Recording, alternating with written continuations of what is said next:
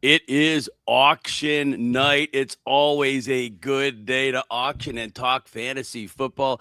JB Fantasy Sports on socials. Joe Bartel, my RotoWire teammate, will be in an NFFC auction starting momentarily. You will not want to miss this. High stakes auctions. $200 of fictional budget money, as we know. This will be 6 point per passing touchdown NFFC scoring. This will be 3 receivers, 2 running backs, tight end, flex, team kicker, team defense. Looks like we got about 8-10 reserves. We got a bunch of reserves here. Yep. I didn't exactly count the number, but it's a pretty deep number. I can tell you on this link right here, it's 20 rounds. So, yeah, we got quite a bit here, and 1 quarterback in this league itself. So as we look at this, first of all, with the auction, there'll be nominations going, as you know. We'll be talking through the nominations and the general ideas of how this is merging. You'll see these are team numbers up here. We do not have names, but Joe Bartel is number 8, and we'll definitely be focusing on Joe's picks as we go through this. Those who are able to put questions in the chat, if you have questions about auction, fire them away. But Yes. First thing, I want to point out something before we get started. It's been a massive time at RotoWire right now, and I need you to hang with me just for a second before we start this auction up, that you've been with RotoWire, if you've been following us, 25 years of fantasy football expertise under one roof. I've been with us since 2016. Joe beats me, I think, on that. Joe's been around longer than I have. So the RotoWire team, we got Theo Greminger, Ian Harditz, Jagger May. We have mock draft simulators, draft assistant. Our rankings are on the site for the first time ever. My draft plan is on there. If you want access to my rankings, my draft plan, code Jim gets you 35% off a subscription. We would love to have you be part of the team. We have an all access plan with a Discord channel. You can catch us for help anytime you want. But seriously, we love you. If you want to be part of the team, join us at rotowire.com. Use the code Jim. But let's start getting out with the auction. Joe, initial thoughts as we're ready to start here pretty quick. Well, I'm definitely not going to be using the Jim Coventry plan only because I want to make sure I don't entirely annihilate my competition. If you just follow the entire rankings of Jim Coventry, you're going to be set in stone. I think I want to find and make my mistakes my own ways, so we'll see how this ends up looking. We've talked about it on SiriusXM yesterday. You can go ahead and listen to the SiriusXM app if you want to. Really, all of our draft strategy, but the importance of tiers. Auctions live. Yes. Yeah, just so you know, Josh Allen's going right now at 19. If you're willing to bid. If you're not bidding, keep talking. If you're not bidding, keep talking. I will probably. I feel like you can always back out of these. I have to find out a way to go ahead and do that, like choose to not bid. But yeah, I mean, I'm probably not in on Josh Allen. It's good to know what the price tag looks for him, but I'm pumped to kind of see what the tiers of these guys look like and the news that happened earlier today in terms of a lot of these running backs. I'm very curious how this will end up looking. Josh Allen goes for $21, and I need to see why this didn't. Oh, there you go. Maybe I got to refresh the screen. Josh Allen goes for $21. Jalen Waddle is up for bid now already at 16. We'll see where Waddle flies. But you could tell right now, people were pricing the quarterback market to see where it's set. So 21 is a moderate start for a quarterback. So that tells us we're not going to be having, obviously, there's not going to be anybody who costs more than that. So these will go down like a funnel. So now you'll understand where your values come. 21's a pretty typical cost for Allen. Jalen Waddle's on the clock, a player that many people are super high on. He's dinged up in camp, and I wonder if people are thinking they're going to get a discount here. What are you thinking, Joe? Are you bidding in on Waddle, or are you sitting this one out? Yeah, I'm sitting this one out. I actually looked over the last 10 days of the NFFC auction drafts. Josh Allen's price tag is at 19, so a little bit above that. He's at a high mark of 23. I thought that's very interesting that we'll have this right off the rip where Josh Allen's price tag looks to be a little bit more expensive. Will that affect things for the quarterback market? I'm not sure. I wanted to pull up Waddles as well, too. Right now, $25 over the last 10 days on the NFFC with those auction drafts. So, I mean, it's at $27 again, a little bit more expensive. Is this the point where maybe people are just being a little bit more aggressive getting their guys, hoping there's bargains? Because I assumed that would be what happened, and yet I don't know if I'm going up an extra $2 on a few of these. And again, maybe Jahmyr Gibbs ends up falling to that same category too. I'm probably out on his price tag at the moment.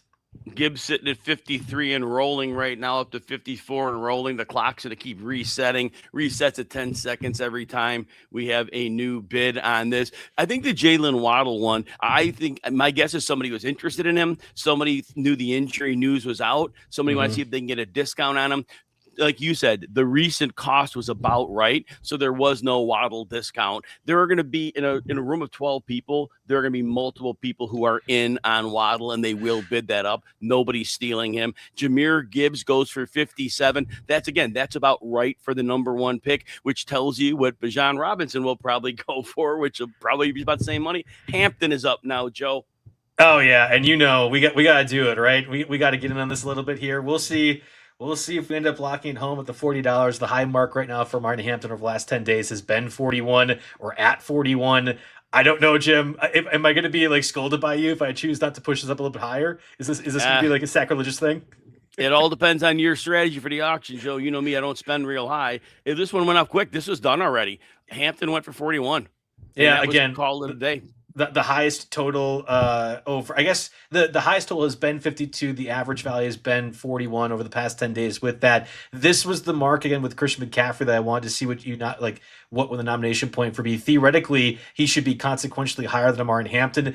If you were playing an auction draft for the first time, the nomination strategy matters a ton, because I think a guy like Christian McCaffrey, who literally just had injury news 12 hours ago, that this was a maintenance day, but there's some tightness in whatever lower body extremity he might have that would scare off some people. McCaffrey should not go lower than a Martin Hampton, and yet when we're talking about a budget of $200, I could see this ended up being close to it, right at the point, 41 to Martin Hampton. I would have loved McCaffrey to be first, because I bet you Martin Hampton goes a little bit lower than Christian McCaffrey, but we're going to end up having the same price tag for it. Maybe I'm making a mistake, Jim, but I know last year when I did this draft, I spent way too much, way too quickly. I'm trying not to be too aggressive this time around. All right, Chargers kicker is going right now. That'll be $1 or $2 best. So what we did, we had the end of the auction for Christian McCaffrey. Went for the same price as Hampton at $41.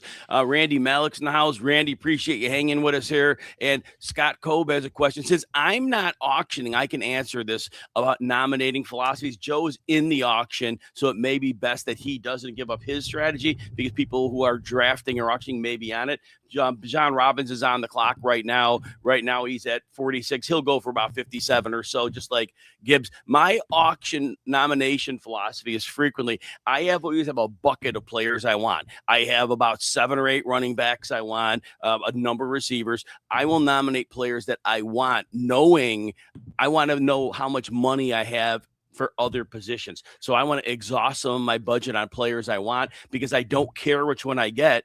And people who auction me, they know they're not going to get me, because, all right, I'll get that player. I got another 6 that I love. So that's how I auction to try to get players, because, again, I always want to be on my toes with an auction. Bijan Robinson did close out at 57, which was, I believe, exactly the same as Jahmyr Gibbs, but that's always how 1-2 goes on that. But that's my nomination philosophy. There's a lot of them. There's no right answer. There's no right answer. There's no wrong answer. Joe Bartel, Genty's on, but any comments as we go further?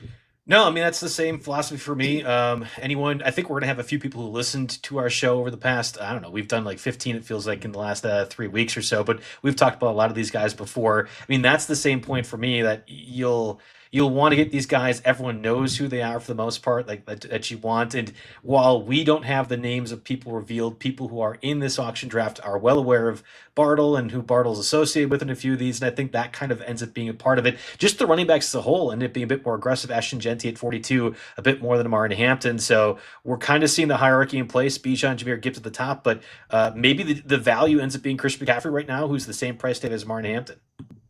You know what? Oh, so, man, this is crazy, because this public board we're showing the public board, so you don't have people's names. If people are auctioning, multiple times, we don't want to give away their draft strategies. But the actual board itself, it has the dollar values on it. So actually, I'm gonna have to keep on another screen. I'm gonna have to keep them both open, because I want to keep the auction on for everybody, because I gotta know who's getting nominated. But yeah, it makes it a little difficult to follow. But we'll keep you on pace here. All right, so I can help with that as well too. Right now we have Bijan at 57, Martin Hampton 41, Jahmyr Gibbs at 57, and then Christian McCaffrey at 41.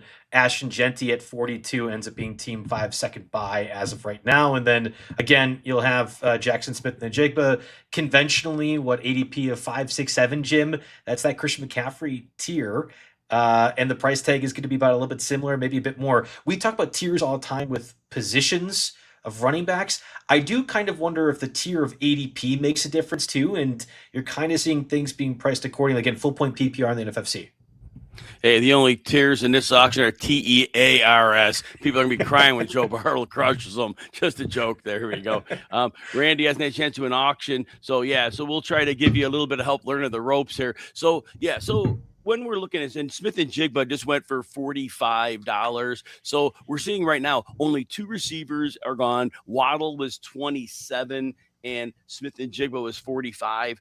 And Smith and Jigba is obviously one of those top 4 receivers, top 3 actually on most draft boards. Right. So you're already getting a market here that that Chase, who's on the clock now, will probably go for that Bijan Robinson, Jahmyr Gibbs 57 range. But as you're going through this, and Randy, when you're and those who asked, Randy asked this question. So when you're doing an auction, I always say go in with a budget based on your percentage per position. Normally, I'll start out with something along the lines of $200 budget. I'll plan on having about 80 for running back, 85 for running back, 85 for receiver. That's 170. And then I'll like 15 for tight end and 15 for quarterback. But then as the auction goes on, and Chase is going for 56 right now, which is $1 less than Bijan and Gibbs. So like I said, it's usually about the way that works. So all right. So anyway, so back to the approach. And I was just saying that when you have that budget, then what you do is when you're auctioning,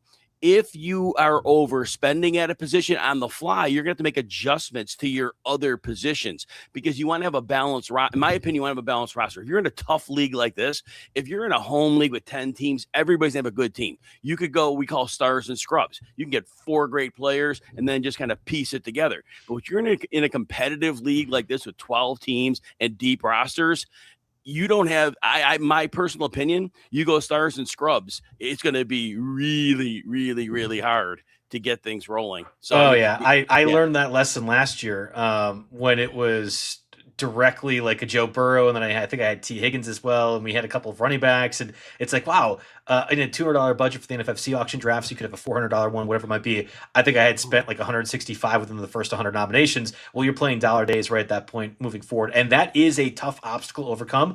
I'm being deliberately waiting on some of these, and we'll see if that ends up working out. The board is not updating, and we just got a comment, and it's correct. The board is not updating, and I'm clicking refresh every couple of minutes here. So I am trying to figure out what the heck is going on here. I really don't want to show the real auction board because other people's names are on it. So let me see if I can message Jeff. I'm going to see what I can do about. Okay. Let me take it off the screen for a minute and then try to restart it, and let's see what we can do here. Well, I'll keep everyone updated. Well, this is just waited with bated breath at the moment. You have Puka Nacua now at $51 again. Jamar Chase was 56. Jahmyr Gibbs, I think 59. Bijan 57. Puka Nacua at 51 is now at 52. Going to end up being the 4th highest priced guy. Again, makes sense with the ADPs of these players. Jackson Smith and Jigba, I don't believe was quite that high. He was at 45. So a difference of JSN at 45 to Chase's 56, Puka Nacua is 52. I have to imagine the JSN manager probably is feeling pretty confident that they got a bargain. I would agree, even though I haven't been super aggressive in on that one too. Now Jonathan Taylor being auctioned at the moment too. So $40 again. Amarian Hampton went for 40. Christian McCaffrey went for 41. Ashton Genty went for 42. And James Cook now going for 42 at the moment with, I would imagine, nobody else being aggressive. There's 2 other people that are sitting along with me with a full budget. Nobody else has spent, and Jonathan Taylor does end at 42. Again, like a late to mid first round pick. You'll have James Cook that's still on the board at that spot. Otherwise, I believe it's the receivers like Justin Jefferson that's left. So we've had most of the first round go off the board. Jonathan Taylor at 42. I mean, maybe there is going to be value for these running backs. I'm not entirely positive what's going to end up being the price tag. That's been one of those I was deliberately choosing to sit out on, and maybe that's going to look foolish. I'm not entirely positive here. And then St. Brown, again, one of the last of the first round tier up at the moment. I was in initially. 45 is the price tag. I think I'm probably just going to end up staying away with this group. So no first round picks for me, more or less, Jim, in an NFC auction drafts. Again, makes me a little bit nervous. Maybe I'm doing this incorrectly, but missing out on basically the first 12 people that have all won in consequence here as we enter the beginning portion of the second round in terms of nominations. Dom, thank you for telling us. Let's see how this works now. I reopened it. I can keep refreshed, putting the new link in if I have to do that. But I'm right now. So as we see, the team 12 has 2 receivers, getting us started off with that. Actually, for sure, Bucky Irving's on the team now. And yeah, again, so we're gonna have that issue. So let's see what I can do here. Yeah, I saw in the chat. Is this what you were expecting in terms of price tags on guys? I was hoping that there would be a bit more of a balancing of the actual prices themselves from the top tier. We're going to find it out now. This is entirely going to cascade into everything else that happens within these price tags because that first 12 or 14 ADP picks or so are set. That now means that the price tags of everyone else will be based off that. There's nobody ever going to be going higher than like Jamar Chase is $53. And then if JSN is conventionally lower than that, you'll see him in that range of 53 to 45, like we saw on the low end of it. I think that's my biggest issue is I was expecting it to be a bit more reserved, and that has not been the case with this. So we'll find out. We just had Malik Neighbors go for 36. That's been one of those guys that has crept up into the, I think, late second round in the NFFC formats of the last 5 days in the redraft leagues. I get nervous about that as well too, but I mean, if Malik Neighbors ends up playing week 1 and looks the exact kind of guy that we thought he'd be, well, then we're still talking about a very conventional, like late first round pick. You're probably going ahead of CeeDee Lamb, if not Justin Jefferson as well too. So Devonta Smith right now up. I have been trying to get in him. I went from 28 all the way to 32. I'll stop, and I don't know if we'll be able to see this live. I only stopped because one person is now at $55. So they have bought 3 different players. They have Jahmyr Gibbs, they have Jamar Chase, they have Devonta Smith. But this is the stars and scrubs approach that Jim was talking about. I would have probably been in on Devonta Smith a bit more, if not intentionally stopping that person from being a bit more aggressive and getting like kind of like ruining things a bit more. I think that's sometimes an avenue that you need to kind of think about. Like, okay, I'm gonna make sure that this person now is effectively out of the range of possibility for this. And I don't know. I love Devonta Smith. I thought for sure I was going to be able to get him in this draft. I'm disappointed I didn't. But if it means that one person can't really play in the rest of the draft for a while, I'm okay with that kind of option. So Scott's asking if I expected these prices. So I always say this: in any competitive group that you're in, it's going to be a funnel, and a funnel starts obviously with the widest price, and it goes down kind of fast. So as we notice with Gibbs and Bijan at 57, immediately the next tier of running backs was 41 McCaffrey, 42 Taylor, and 41 Hampton. So there is a clear tier of the elite. And now we see the pricing structure for the second tier. Now, the Bucky Irving one, we can't quantify that cost because there is no other point of reference. So that when you bid a player up like Bucky Irving, when there's only elite running backs, and James Cook just went for 42. If you notice on the number 5 team, they're dropping all the names at the bottoms, but you'll see the players, Genty 42 and Cook 42. So again, that complete range is 41 and 42. So that's the way. This is typical. This is very typical. But like I said, the Bucky Irving call out, that's where when you throw out a wild card like that, there is no set value. And I don't think that's an established value right now. It'll depend as we go later. So good questions there. I'm curious, Jim. This is a great point because, again, you do the Kings Classic draft. You have been, and you've been very successful over the last 10 years. When we'll call it an oddball auction ends up happening, where somebody throws out a guy that really isn't at all in this range. We've had basically all the first round picks go off the board, and then 2 or 3 different guys that aren't in that range.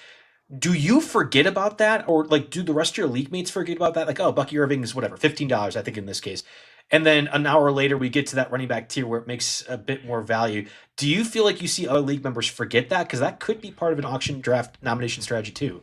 So when I draft in the Kings Classic, 14 people in it, all elite fantasy players, but not everybody does it the same way. There are probably 4 people that use software and they put the prices in and they keep an eye on that way. There are a few people like myself that document prices. They go on our own sheet so we can have a direct point of reference, how it impacts our board.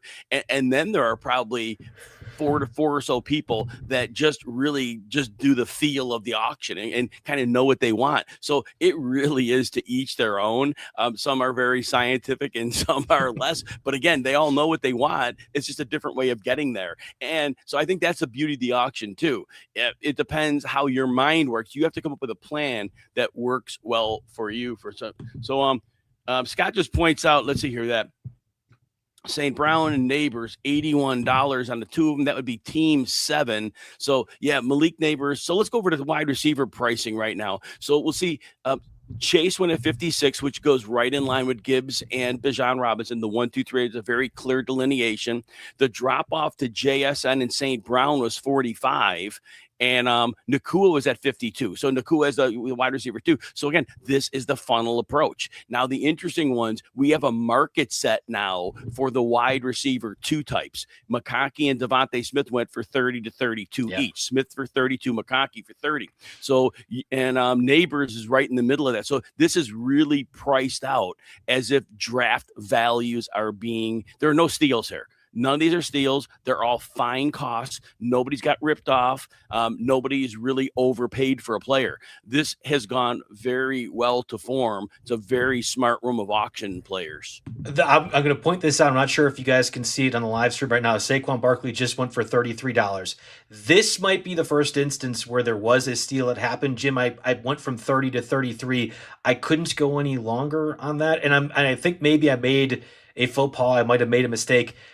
I feel like there's a bunch of running backs that I like in there, and if Saquon Barkley, who's conventionally, let's say, a top 16, top 18 pick, is viewed at 33, then I have to imagine the rest of the league mates who've all basically spent their money at this point will have this a little bit lower. And I'm like thinking like just the overall running back tier, if Saquon Barkley is that price, maybe it ends up being cheaper. I could be wrong. I'm a little bit nervous that I might be wrong about this, but that's sort of where I'm viewing things at right now, is Saquon Barkley at 33, that there's other running backs that now will be a little bit cheaper because of this.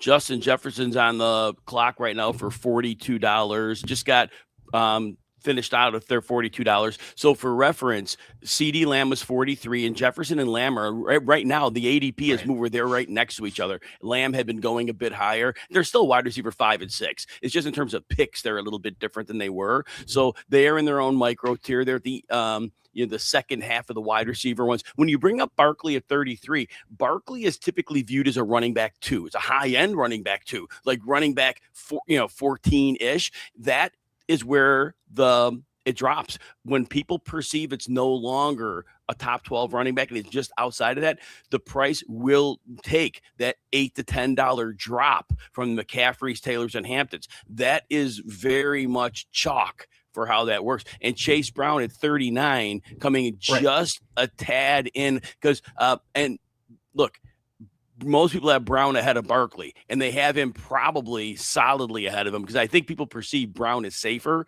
So I think that price is just about right.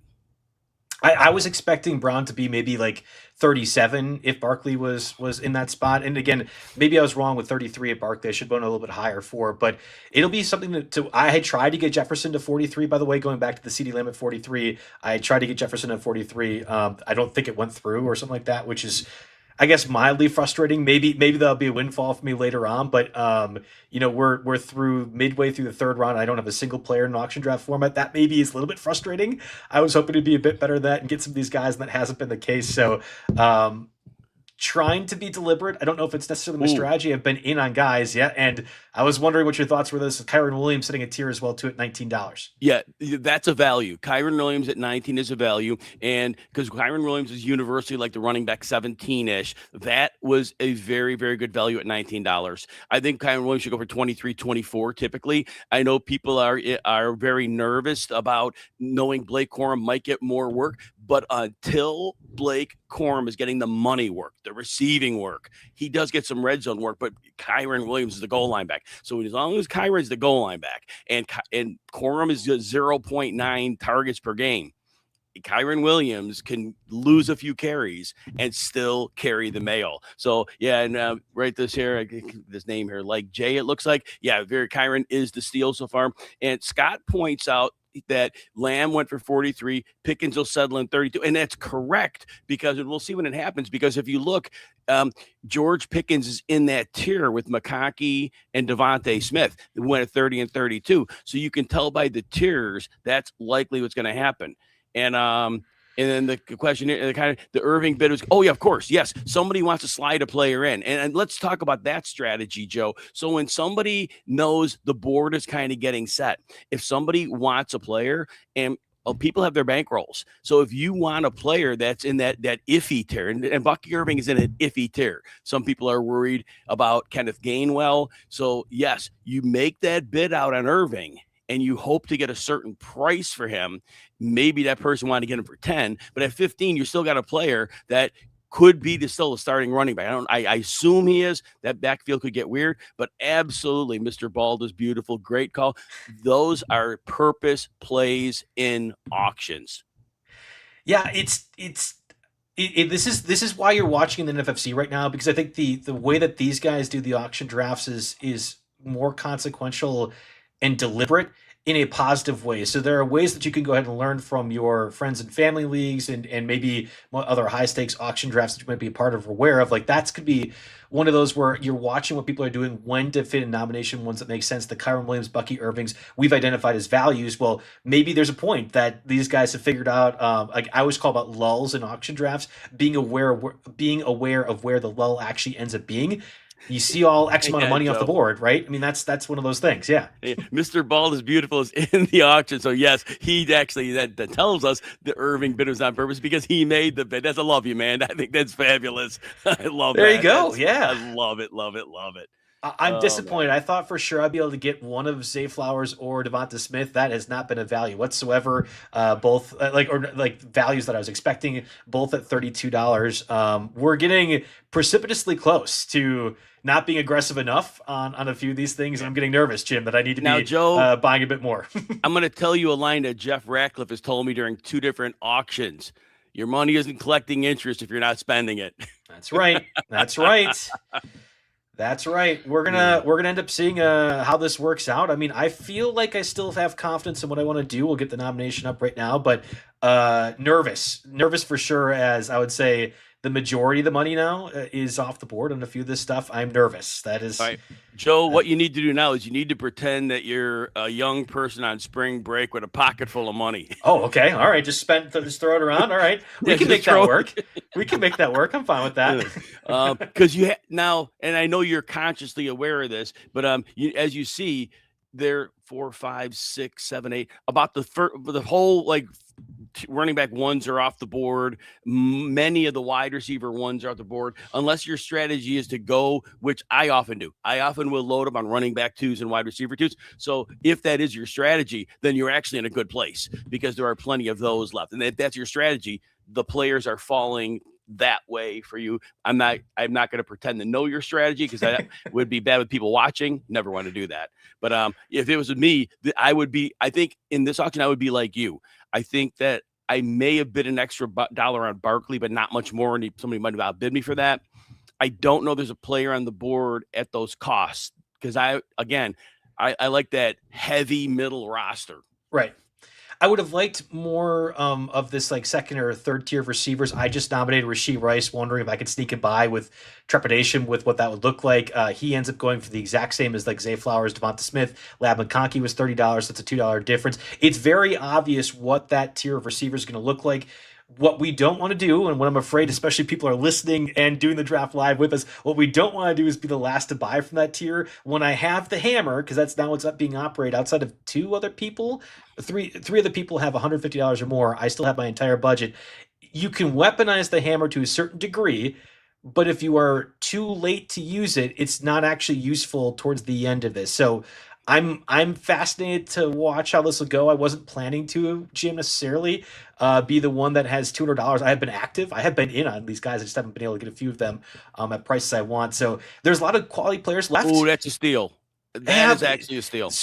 Let's keep this in mind. So $31 for Brock Bowers is what Jim is referencing right now. We have talked about this ad nauseum in the SiriusXM show. You will see this in other articles also on RotoWire. You could read about some of this draft strategy on the FFPC or the NFFC. Code JIM gets you 35% off for RotoWire to go ahead and look at that. A lot of different content out there. The NFFC is notoriously tight end adverse. They won't draft tight ends relatively high rest of the ADP. Bowers and McBride are different.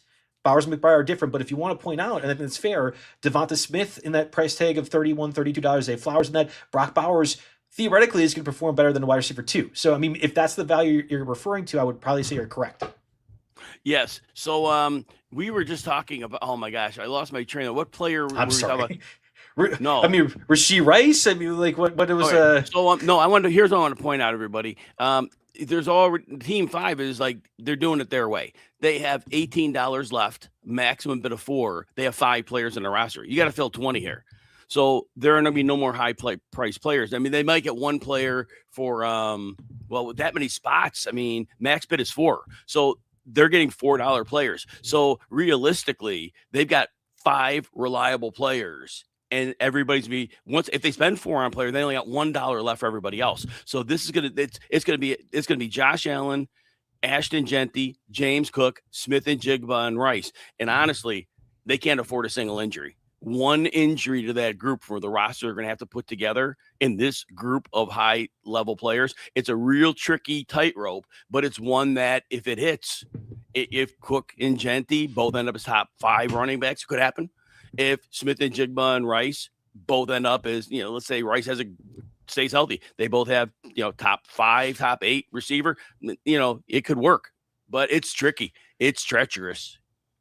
This will be one of those. So I'm going to be aggressively trying to get players, just trying to put money in there. I will stop at a certain point. So Devon Achane now goes for $35. That's 2 more than Saquon Barkley. I have concerns about really Barkley.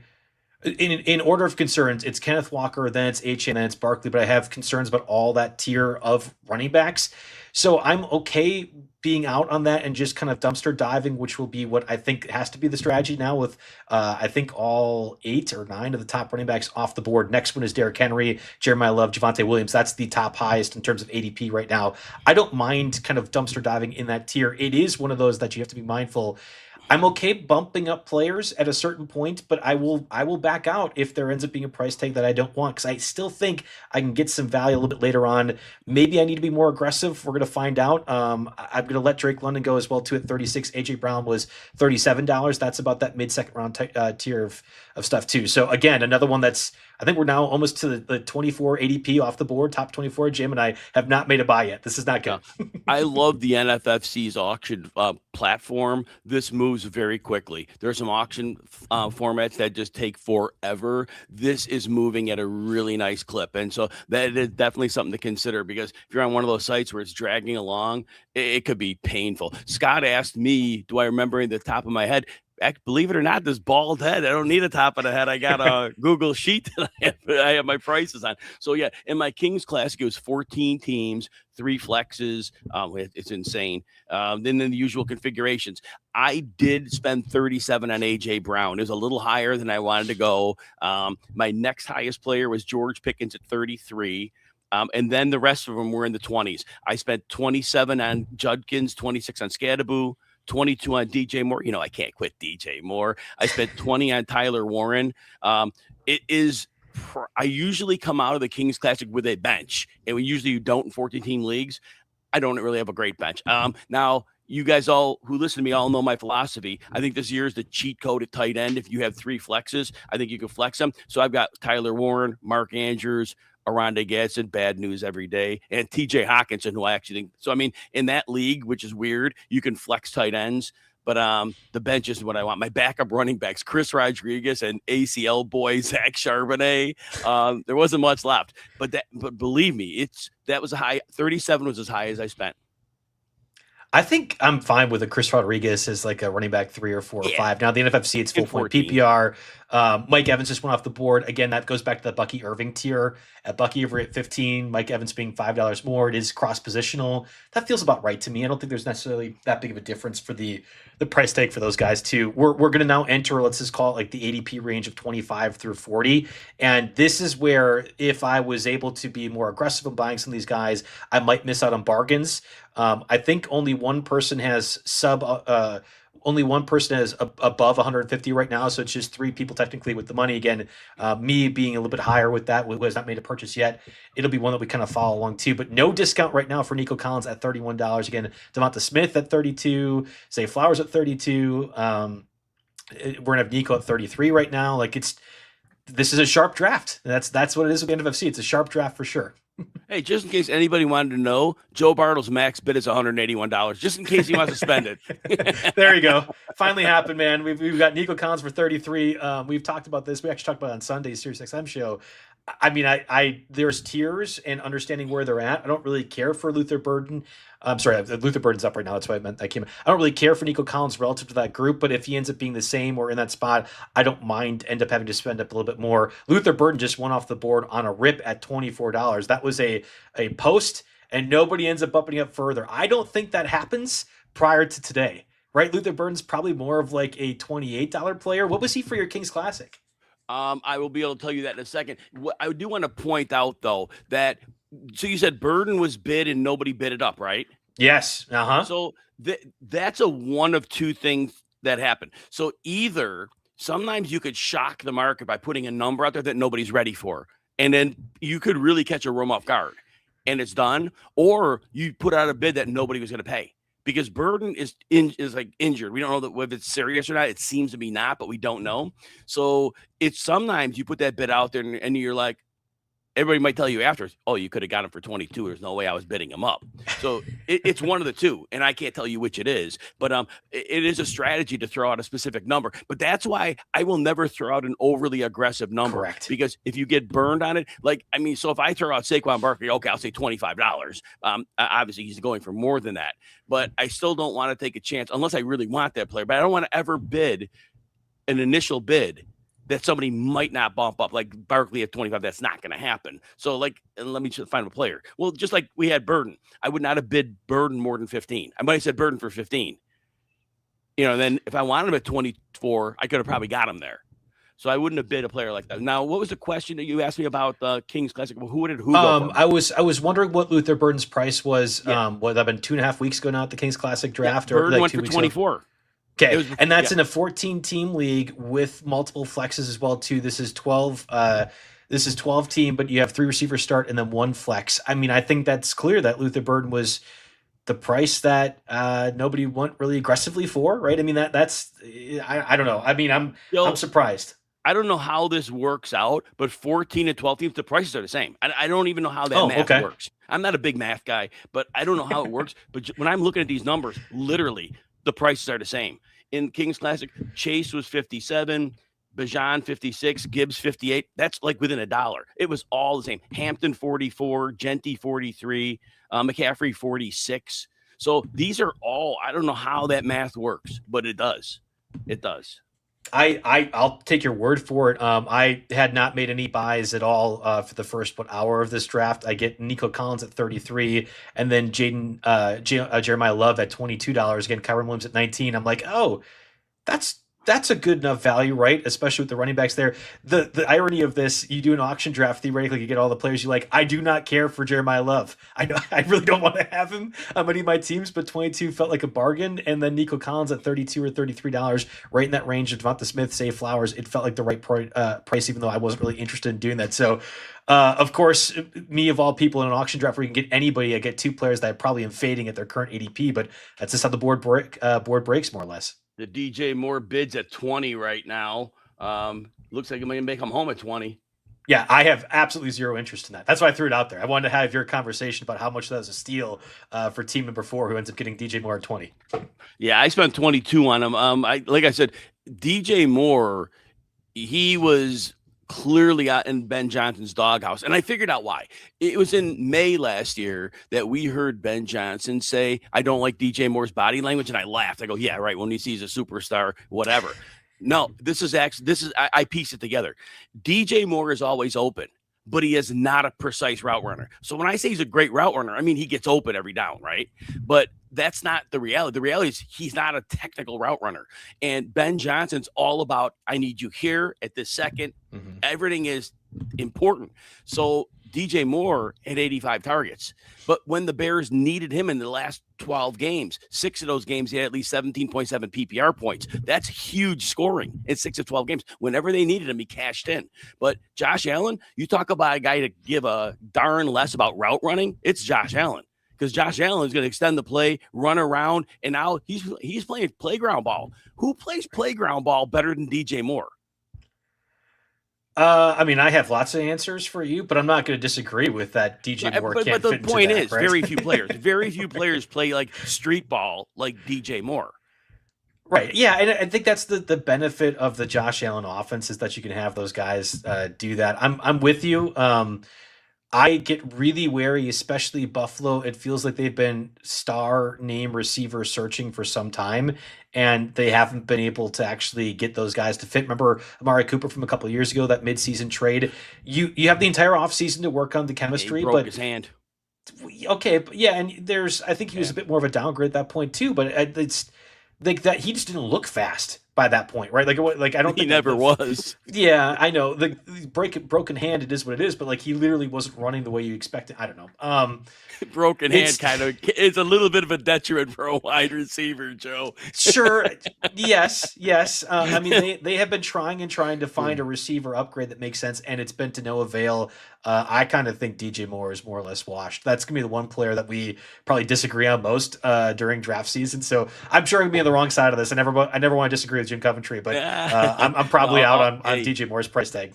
I have no monopoly on the truth, and I am a truther on DJ Moore. Full disclosure, those who follow me definitely know that. All right, so Derrick Yeah, go Henry's on ahead. the clock for 27 currently, and that's ticking down pretty quick on him. And it is a $27 buy. If we're looking at Derrick Henry in relation, Barkley 33, Kenneth Walker 37. Well, he's a little bit higher up on the board. Achan 35. I know it's Kyron Williams at 19. So I think, yeah, Derrick Henry is at 27 that's probably just about right. And obviously in full PPR, Henry gets that little bit of a ding because it's about one reception a game. So as Right. great as he is, that price is, again, I still think that Kyron Williams is the one deal. Let's talk some receivers here, Joe. Chase for 56, AJ for Brown for 38. We're looking just through the board here. DJ Moore 20, Olave for 33. When we're pairing Olave up with Devontae Smith 33, that's in Olave 33, that's right there. 32, 33, they're the same type of player. Zay Flowers 32, McConkey 30. So again, it's that bucket of receivers, that whole bucket of receivers. And George Pickens goes for 35. He goes ahead of that group. So he was close, priced much closer to the Drake London range. What do you think about that, where Pickens is right at the Drake London range? Yeah, it's the end of the tier conundrum, right? I mean, that's the next top guys in terms of ADP are Mecca Buka, Tet McMillan, T Higgins, Garrett Wilson, Terry McLaurin. So I don't know about if like what you're looking at the board, if that's acknowledging that here's George Pickens at the very high end, what was the very last of that tier, but he's conventionally not a mid-second round pick, right? I mean, it's typically not in that range. So I kind of wonder if that was somebody paying the premium to get the last man standing in that tier. Yeah, you're right. And that often is the case. We had a comment earlier from Scott Daniels at 6. That is probably the going rate. King's Classic auction, he went for 7. Basically, the King's Classic, once you got past Lamar Jackson, everybody else, like the next 7 quarterbacks, were all in the bucket of roughly that amount of money. So I think the funnel hits hard at quarterback and it hits hard at tight end. It really does funnel out. But the quarterback one, it's the fastest funnel. Yeah, I'll interject here. Over the last 10 days, that is the median price is $6 for Jaden Daniels. And then also we were talking about Derrick Henry earlier. I was just looking at him. Derrick Henry at the that will be the lowest price over the last 10 days of this auction draft at 28. Now, he's been a median of 29 to 32, so it literally is a $1 difference, but that will end up being the highest price or the lowest price Derrick Henry that we will see on the NFFC over the past 10 days. It's at $28 here. Let's look at a few of the rosters here. Roster 1 is Gibbs, Chase, and Smith. So the 2 highest of end players. $55 left with a max bid of 39. Any comment there? Yeah, I've been watching that one a little bit and kind of trying to make sure that I could be deliberate about landing them with certain people, because in the NFFC right now, and I don't know how often this happens at the Kings Classic, people will nominate, maybe bid up intentionally a little bit, and then you stick them with values. Does that happen in your drafts at all? And I guess, is that one of those things that you're kind of be monitoring as well too when you have the money that you might have? Joe, I was looking at another roster. I'm sorry. I was looking at another roster to go next, so I was kind of letting you go. Oh, I'm sorry. Roll away on that one. So I missed the question. Yeah, Well, I apologize for that. I was getting ready to feed you the next one. That's okay. Christian Watson's on the board, though, right now. He's getting bid. Christian Watson's currently at 19. I'm interested to see where Christian Watson goes here. Well, feed me the next roster then, because we can talk about that as well too if you have that pulled up. Yeah. So the Ross team two went with three running backs: Jonathan Taylor at 42, Kyron Williams at 19, Javonte Williams at 24. I do think that that running back 2 and 3 costs a very, very reasonable prices with an AJ Brown at 38. Now that team still has $77 left, a lot of spots to fill. Christian Watson goes for 22. So again, three running backs does fill a flex, does take care if there's an injury at the position. Thoughts on going three running backs and really down to $77 with about 16 roster spots left? Yeah, I don't want to typically go three running backs. That's not of interest to me necessarily. I don't mind doing that if you feel comfortable with receivers later on that you like a lot. There's like pet names that you and I have talked about ad nauseum. And if you feel like they're more like wide receiver threes in your team, we'll see that on like the FSGA drafts, for example, where you'll have people that just want to go running back heavy. I don't think in the NFFC it's typically, at least in the redraft way, it's typically a running back heavy sort of platform. So I'm a little surprised that that's kind of a build out there, but I get it. If again, like you mentioned, if there's an injury that happens, you're kind of protecting yourself in that facet. Yeah, there's no doubt. We had a comment from Be More Like Jay saying this is the year for hero receiver. I'll tell you what, Team One's got a nice little setup with Chase and Smith, but AJ Brown to be a hero receiver for Team Two for sure. Well, and that's they're going to have to because their roster, their build there. Even Team 12, Nakua at 52, and then Waddle on the 27. You can make the case that that Nakua is the hero receiver because you're going to spend something for that wide receiver too, and then. Outside of that, we did see Team 7 go 45 on St. Brown, 42 on Jefferson, 36 on Neighbors, and 22 on Watson. So that's quite the wide receiver room. $39 maximum bid, $52 left, having to fill out two running backs, tight end. Right. But we'll see. This team is definitely wide receiver focused.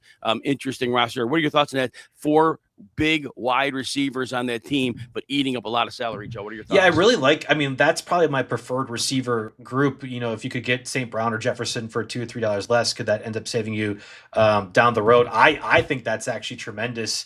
A receiver group to get start three receivers. Christian Watson is your flex in that instance.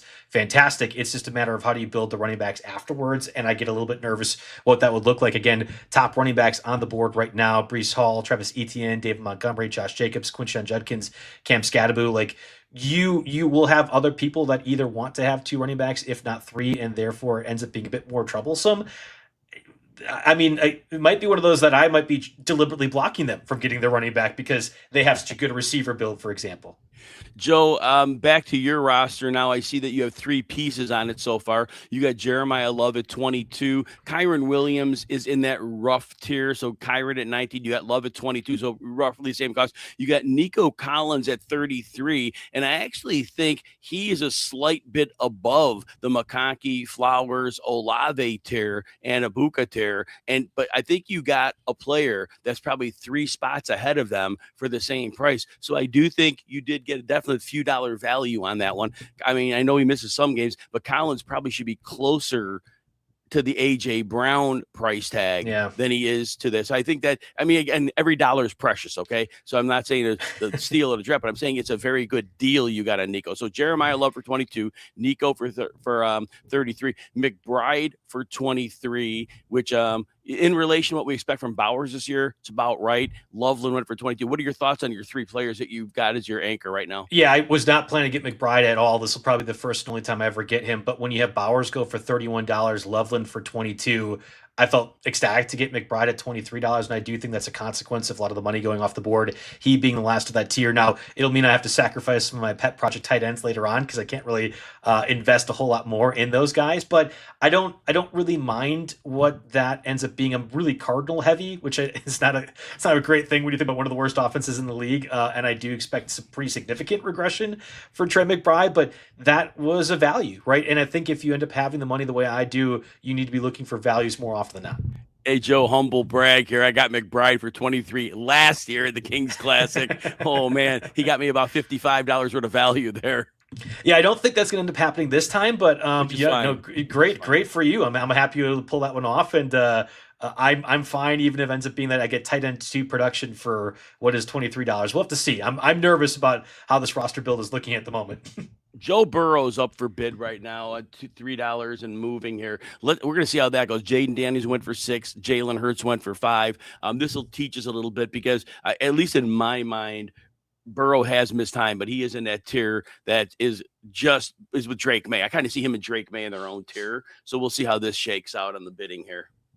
Yeah, I typically agree. I'm in on it and deciding. I think I'm going to end up. I think I want to use the extra. Let's just say $4 or $5. That would be the difference of quarterback 3 or 4 as opposed to quarterback 10 or 11. I think I want to use that more to provide depth to the team and also price and force some of these really good teams and make sure that they can't end up getting some major steals with their rosters, because that is the point of the game we're playing right now, making sure that you can't have major values. You mentioned Team 7 and the receivers that we liked a whole lot. Well, they got, I think, the biggest value right now with Travis Etienne as well too. So St. Brown, Neighbors, Jefferson, Watson, and then Etienne. Only need one more running back. You are well within the range now of $26 to end up making that team look like I'm enamored with the Team 7 approach. I think it ends up looking really, really good. I wonder if the Bo Nix went for $1 here. So in the Kings Classic auction, we know in every auction that's competitive like this, every dollar is valuable. I went into that auction saying I can't afford a quarterback. I can't spend. So I went in with the mindset, you know what, Kyler and Baker Mayfield, they're both at quarterback 16 and 18. I go, let me spend $6 and get them both. If one hits, great. If they both hit, great. If they both miss, I'm dead. I did get them both for $6. So for me, it ended up being fine. I was cool with that. But then it ended up when I learned, the other quarterbacks weren't that much more expensive. Kind of like we saw Daniels for 6 and other quarterbacks like Burrow went for 7 in that. Then I was like, oh man. But again, I still think at the end of the day, even though those are much better values, I needed those individual dollars because it's so stupid to say $3 could break you, but it really couldn't in an auction. It really can.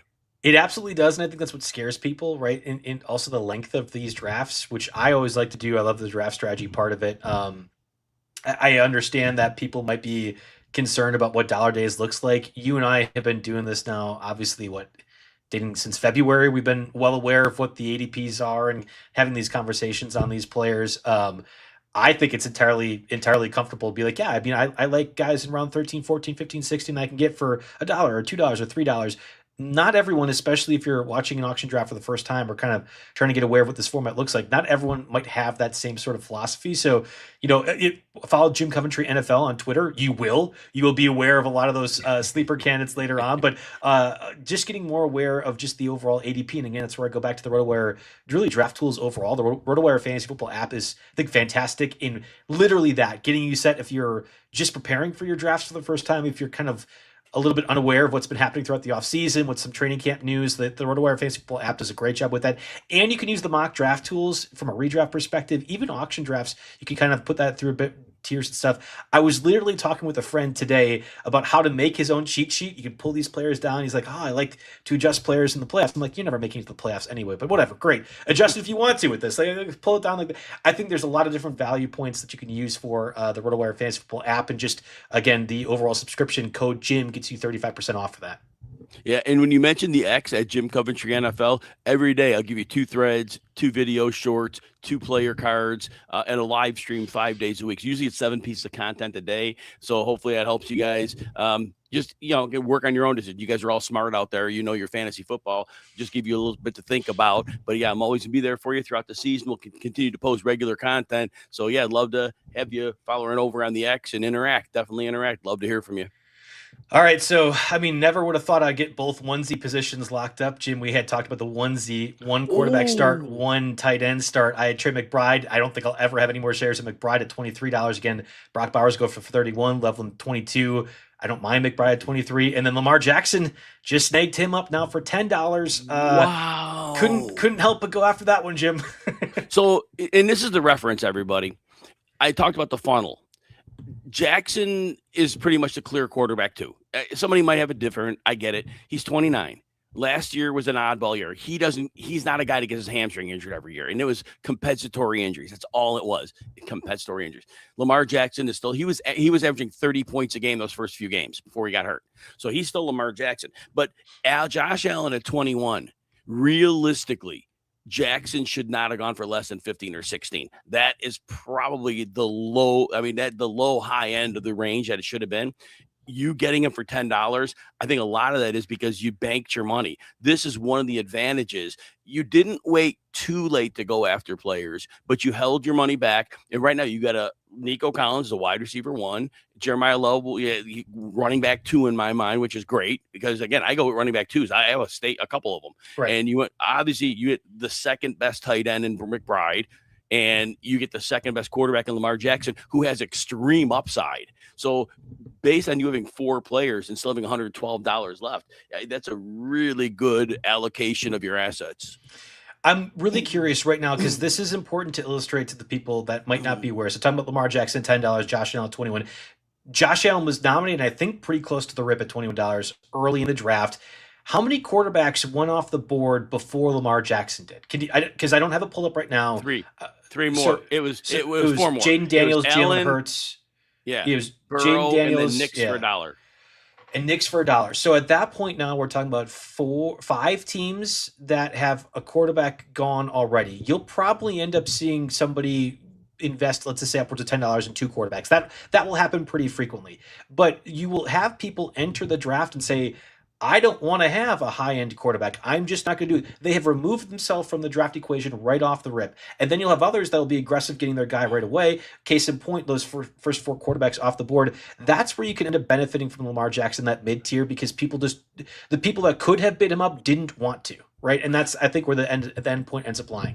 I don't think anybody else is spending up for a quarterback. The teams with money, Team 11 has $128. They already got Burrow. You have 107. You got Jackson. The team with 90 doesn't have one, but after that, I mean, nobody has money to spend on a quarterback. The one team that does have the money isn't going to have competition for that quarterback. So if team 3 decides to go for a quarterback, I don't see any other team that is going to bid that up. There's a long shot that team 4 does, but it would seem unlikely. So I think the way this board is playing out, and this is where, again, thinking through the draft, under Joe understanding, bid in on Jackson, was able to get him. But somebody else is going to get that deal because on Drake May is going to be a deal in this one. Yeah, and even if Drake May is like $5, I'm not going to be totally upset because I think the consequential difference of what Lamar Jackson is and what he can be week in and week out, even in his 6-point per passing touchdown format, like what this is in the NFFC, I'm fine with that, right? Like that was the payoff in my mind and what I wanted to make sure. If I'm going in Lamar Jackson, I'm going to accomplish getting a quarterback that has league-winning upside almost every single week, if healthy. Obviously, the scheme looks a little bit different this year. They have less weapons.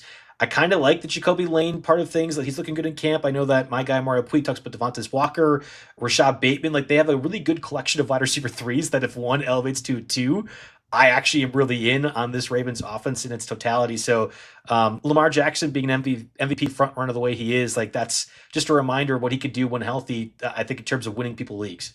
Look, people discount Lamar Jackson's touchdown passes. He has a season with 41 a while back. He has a 36. He's capable of throwing touchdowns. There are years he hasn't thrown a lot of passes. So they're 2020 to 2022. He never threw more than 382 passes. So, yeah, his touchdowns weren't through the roof. But Lamar Jackson, and he doesn't need talent around him. You can be talking about these other guys they've got at receiver. He's got Zay Flowers. He's got Mark Andrews. But for Lamar, does it really matter? He really is that good, and he buys time. And that's the biggest thing. He buys time, and he's accurate. So he's able to get touchdowns if the offense works, to his advantage. And I don't care who his receivers are because Lamar is inevitable.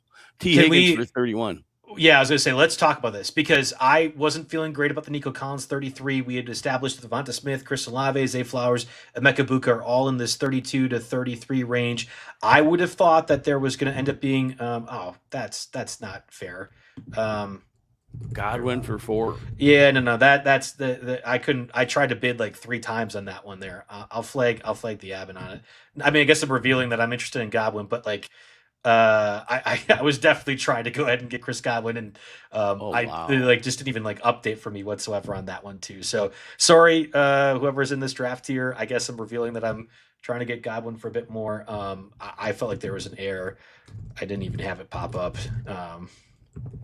Yeah. If someone froze, someone typed. Yeah. I didn't. I literally just like ran through. I didn't even see Chris Godwin appear there. I mean, again, we're doing this live. I'm tipping my hand a little bit. I'll even tell people. I know that we have one watcher right now. I plan on going to like $10 for Godwin, so I'm comfortable going for that. I'm not sure if other people have the same thing. If it ends up being a bit more than Chris Godwin's 10 or 11, but like that was that was definitely should not have just like tiered away like that the way it did. So. Um, Yeah, we'll And go back somebody after else May. is Okay. complaining too. Yep. Jeff Sign says we're going to go back. Yep. So Yep. after Drake May, we're going to go back. So they're going to rewind it on Godwin, it looks like. Great. Yep. And that's, again, I feel bad about doing that, especially we're doing this draft. Maybe it's just my fault. I literally wish I could have seen it. It just didn't. Literally never happened. Because you know, Jim, I'm a Chris Godwin guy. Like I am in on him Hey, this you're year. not I think the he's only going to be. I think he's going to be fantastic. And there you go, Drake May at $6. We talked about that. I told you he'd be. I know it's a difference. I know it's a difference of what Lamar Jackson was by $4. I do not. Oh care. no, I think Lamar's worth Jackson, it. Lamar's worth the $4 extra. Lamar should have been a $16 quarterback. Here, Godwin's on the clock now. Yeah, I'm gonna type it in just to like. Okay. Big shout out to Jeff Stein, who is commissioning this draft. Doing it right. You know, hey, somebody has a legitimate thing that needs to be dealt with. I typed in. Oh my. Okay, whatever. That's fine. I'll take Chris Godwin for 19. It is what it is. I typed in 10. I don't know why. Then okay, that's fine. Yeah. All right. Well, that'll be a little bit of a high point for Chris Godwin, I would imagine. I'll look that up right now, and I don't get why that has to happen again, but let's see. Chris Godwin's high was $12 over the last 10 days, so I end up jumping that by 7. That's just how much I love Chris Godwin, guys. That's what I'll say is about Chris Godwin. I understand the fantasy community says he's injury prone. What I want you to understand is that the last 2 years he's played 7 and 9 games. It was one injury. The fibula injury cost him parts of 2 seasons. He tried to come back. He was never right from that. Before that, he was playing at least 14 games in most of his season. He had 112 in there. He normally is on the field more than people think. So I think it's a big misnomer about Chris Godwin and health. We always have to look at, like, Kyler Murray had a 2-year injury. He tore his ACL in December to 1 year, and then he missed half of the next season. And people say, oh, he's never on the field. Sometimes that context does matter because you can't double, penalize a player for the same injury. We just had a bid go off the board. Who was the last player? It was tight end. It was Tyler Warren for 15.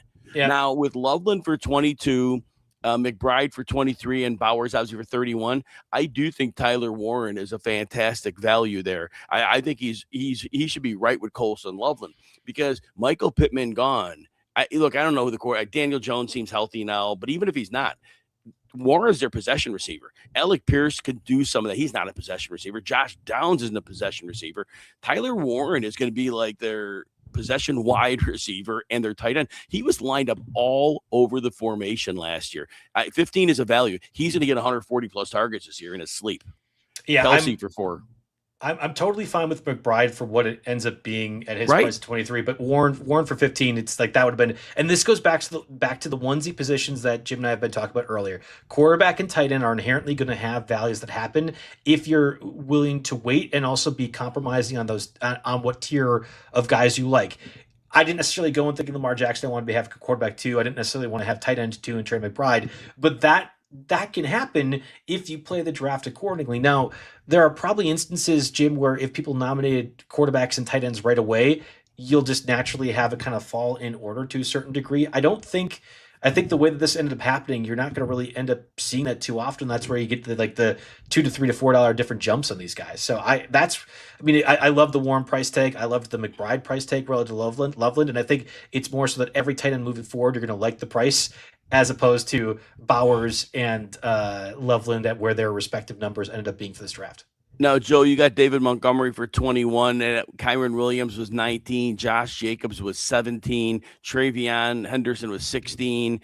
I do think in that look, a lot of people want to write off Montgomery. I told you last year the interior line was a problem for the Lions. I didn't trust any of those 3 guys in the interior, and that's where David Montgomery lives. He was in a bad spot last year. Gibbs, Didn't matter. He's Superman to the outside, and inside it doesn't matter.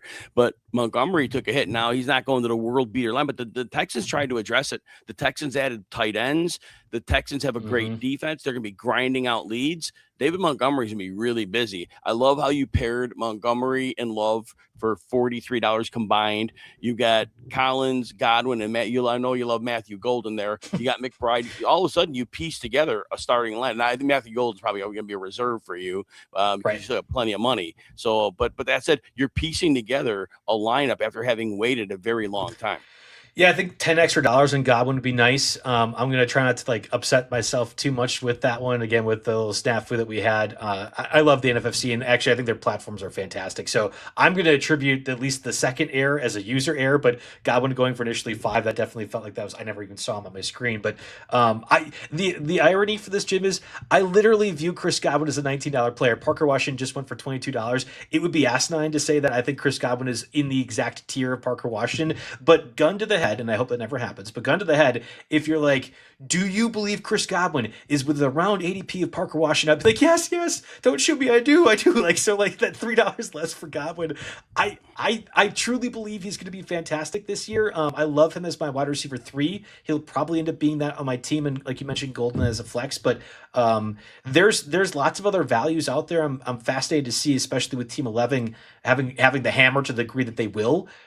They could really impact things to a certain degree. We'll have to find out how that looks like. Parker Washington and Chris Godwin are both going to be excellent players this year. Godwin averaged 19.7 PPR points till he broke his leg 2 years ago. But I've been saying this since that year, and I was on Godwin that year. I told everybody to draft him. He broke his leg. I'm sorry about that, but he was getting exactly what I told you he'd get, because I said Baker Mayfield has always been great with slot receivers. It goes back to the Jarvis Landry days when they played together. Landry was averaged like 990 yards. Mayfield loves the guys, and I know Godwin will play outside too, but he's an inside player. And then that leads us to Parker Washington. And I also pointed out that I fully believe Devontae Adams goes for 18. I fully believe that Liam Cohen was trying to make Trevor Lawrence work in his offense, and then mid-season, I think he finally realized Trevor Lawrence is a surgeon in the middle of the field. He really struggles at the perimeter. And so then once Travis Hunter got hurt, you trade for Jacoby Myers, starts outside, he runs in breaking routes. Parker Washington deployed him in the slot as an explosive element. And that's the thing what Washington gives them: explosive plays in the middle of the field. He was not a flash in the pan. He's showing in camp exactly what he showed late last season when he was getting double-digit targets in the last few games, including the playoffs. Parker Washington's for real. People want to say, oh, it's Parker Washington. No, he was a third-year breakout. That used to be a thing. Parker Washington and Chris Godwin are 2 anchor players this year. I just got Jordan Tyson for $10, so Matthew Golden for 5, Tyson for 10. Chris Godwin should have been for probably 9. Again, I got him for a little bit higher than that. This is a collection. I mean, and maybe I'm doing this wrong, Jim, but I firmly believe, and I have conviction, that one of Chris Godwin or Jordan Tyson, and to a lesser degree Matthew Golden, they're going to be viewed as the Parker Washington is this year, again at $22, and pretty conventionally over the last 3 or 4 days on redraft leagues, Parker Washington's a 5th or 6th round pick. I think one of those guys, even a Godwin is advanced age, is going to end up being viewed that way. So, I mean, I'm getting a collection of wide receiver 3s, but I strongly believe that one of them should be a 2, and we're not all viewing it that way, and still have plenty of money to spare to add more depth to the team. So I'm liking how this is looking so far. Let's look at a couple other rosters here. I know we got Team 12 in the house, so Mr. Ballsby, so let's talk about the team here. Jaden Daniels at $6 a quarterback. Chase Brown and Bucky Irving, the 1-2 duo at running back, with Jordan Mason, $6. Like that ad late. Definitely a very strong runner there, pitching in with Aaron Jones a little bit. Nakua and Jalen Waddle at receiver for a total of $79. Colston Loveland at 22. And then the Seahawks, is that the defense? I think that's the defense. Right, I can't tell it's kicker. Yeah. Which one? No, it's a kicker, right? Purple's a kicker. Yeah, purple's a kicker. Yes, yeah, and orange is the defense. Yep, that's correct. Yeah, there we go. Okay, good. Yeah, you don't go colorblind old man here, but yeah. So anyway, I do like the upside on that team. Bucky Irving ends up getting a substantial part of that backfield. Jalen Waddle. Let me tell everybody this about Jalen Waddle. I could quantify what Jalen Waddle will do, assuming health this year. Last year, from week 7 to 11, we saw that Sean Payton really wanted a yards after the catch guy. So we moved Troy Franklin in that role. For 5 straight weeks, we saw Franklin get 8 to 10 targets. Cortland Sutton got less every week. But Franklin failed the experiment. He was terrible at it. And so they scrapped it. And Sutton went on to have a good rest of the year. That is the exact role that Waddle's walking into. We already know the role. And Waddle is lethal in that situation. I think Waddle is going to end up being a $35 player for Team 12. What do you think on Team 12? Well, I'm in on Rashad White right now, and I'm trying to debate. Do I want to go up to $6 with this? Yeah, this is going to end up being a bit more. So Team 12. We had talked about Chase Brown in that group, where it's like I think Chase Brown ends up being a bit of a relative value at that like late first, early second round tier of running backs. I feel pretty good about that as well too. I don't have the sentiment that you do about Jalen Waddle. I actually think he's one of my fades more or less of that tier, but at the price of $27, just kind of put into context, Emeka Buka at 32, right? We had talked about Parker Washington at 22, Nico Collins at 33. I think the upside scenario for Waddle is comparable to Nico Collins and that whole swath of guys. To give him a $5 discount, you could weaponize that a whole lot better in the draft itself. And I think that's a good thing to save those $3 or $4. Again, you talked about, people might joke like, oh, what does that really make a difference? It does. It absolutely does to have $2 or $3 or $4 and be able to price bump strategically towards the end of your draft. So in that instance, having Waddle, that should be more like, I think, a $30 player getting at 27. That's a good spot. Nacua felt like a bit of an overpay, even though I like what Nacua can be, and I have concerns about him. And then you talked about Jordan Mason at $6. That might be the going rate of like that tier of running backs. Rashad White ends up going for, I think it ended up being what, $7 or $8? I forget. RJ Harvey looks like a deal at $8 right now, if that's the case. And then you also had Jonathan Brooks, the higher end of that, but Jonathan Brooks goes for $10 as well too. So I'm curious because we're seeing the quarterbacks go off the board right now. You had, I believe it was Brock Purdy go for $4, Caleb Williams go for $5, and now Jared Goff going for $4. When you put it into that level, Jim, right? Like Drake May for $6. Why didn't people go up to $7 for that? Or like Lamar Jackson, I got him for $10. Well, I already told you. I know. I discussed that before it happened. I told you that May would be a value, remember? Because I saw how much money the teams had left. The quarterback market was already established. When Jackson went for 10, the next tier is lower. And so May was going to go for the next. Burrow had spent for 10, but there was more money on the board. Once there wasn't as much money on the board, the fall off was automatically going to happen because at the point at which May was selected.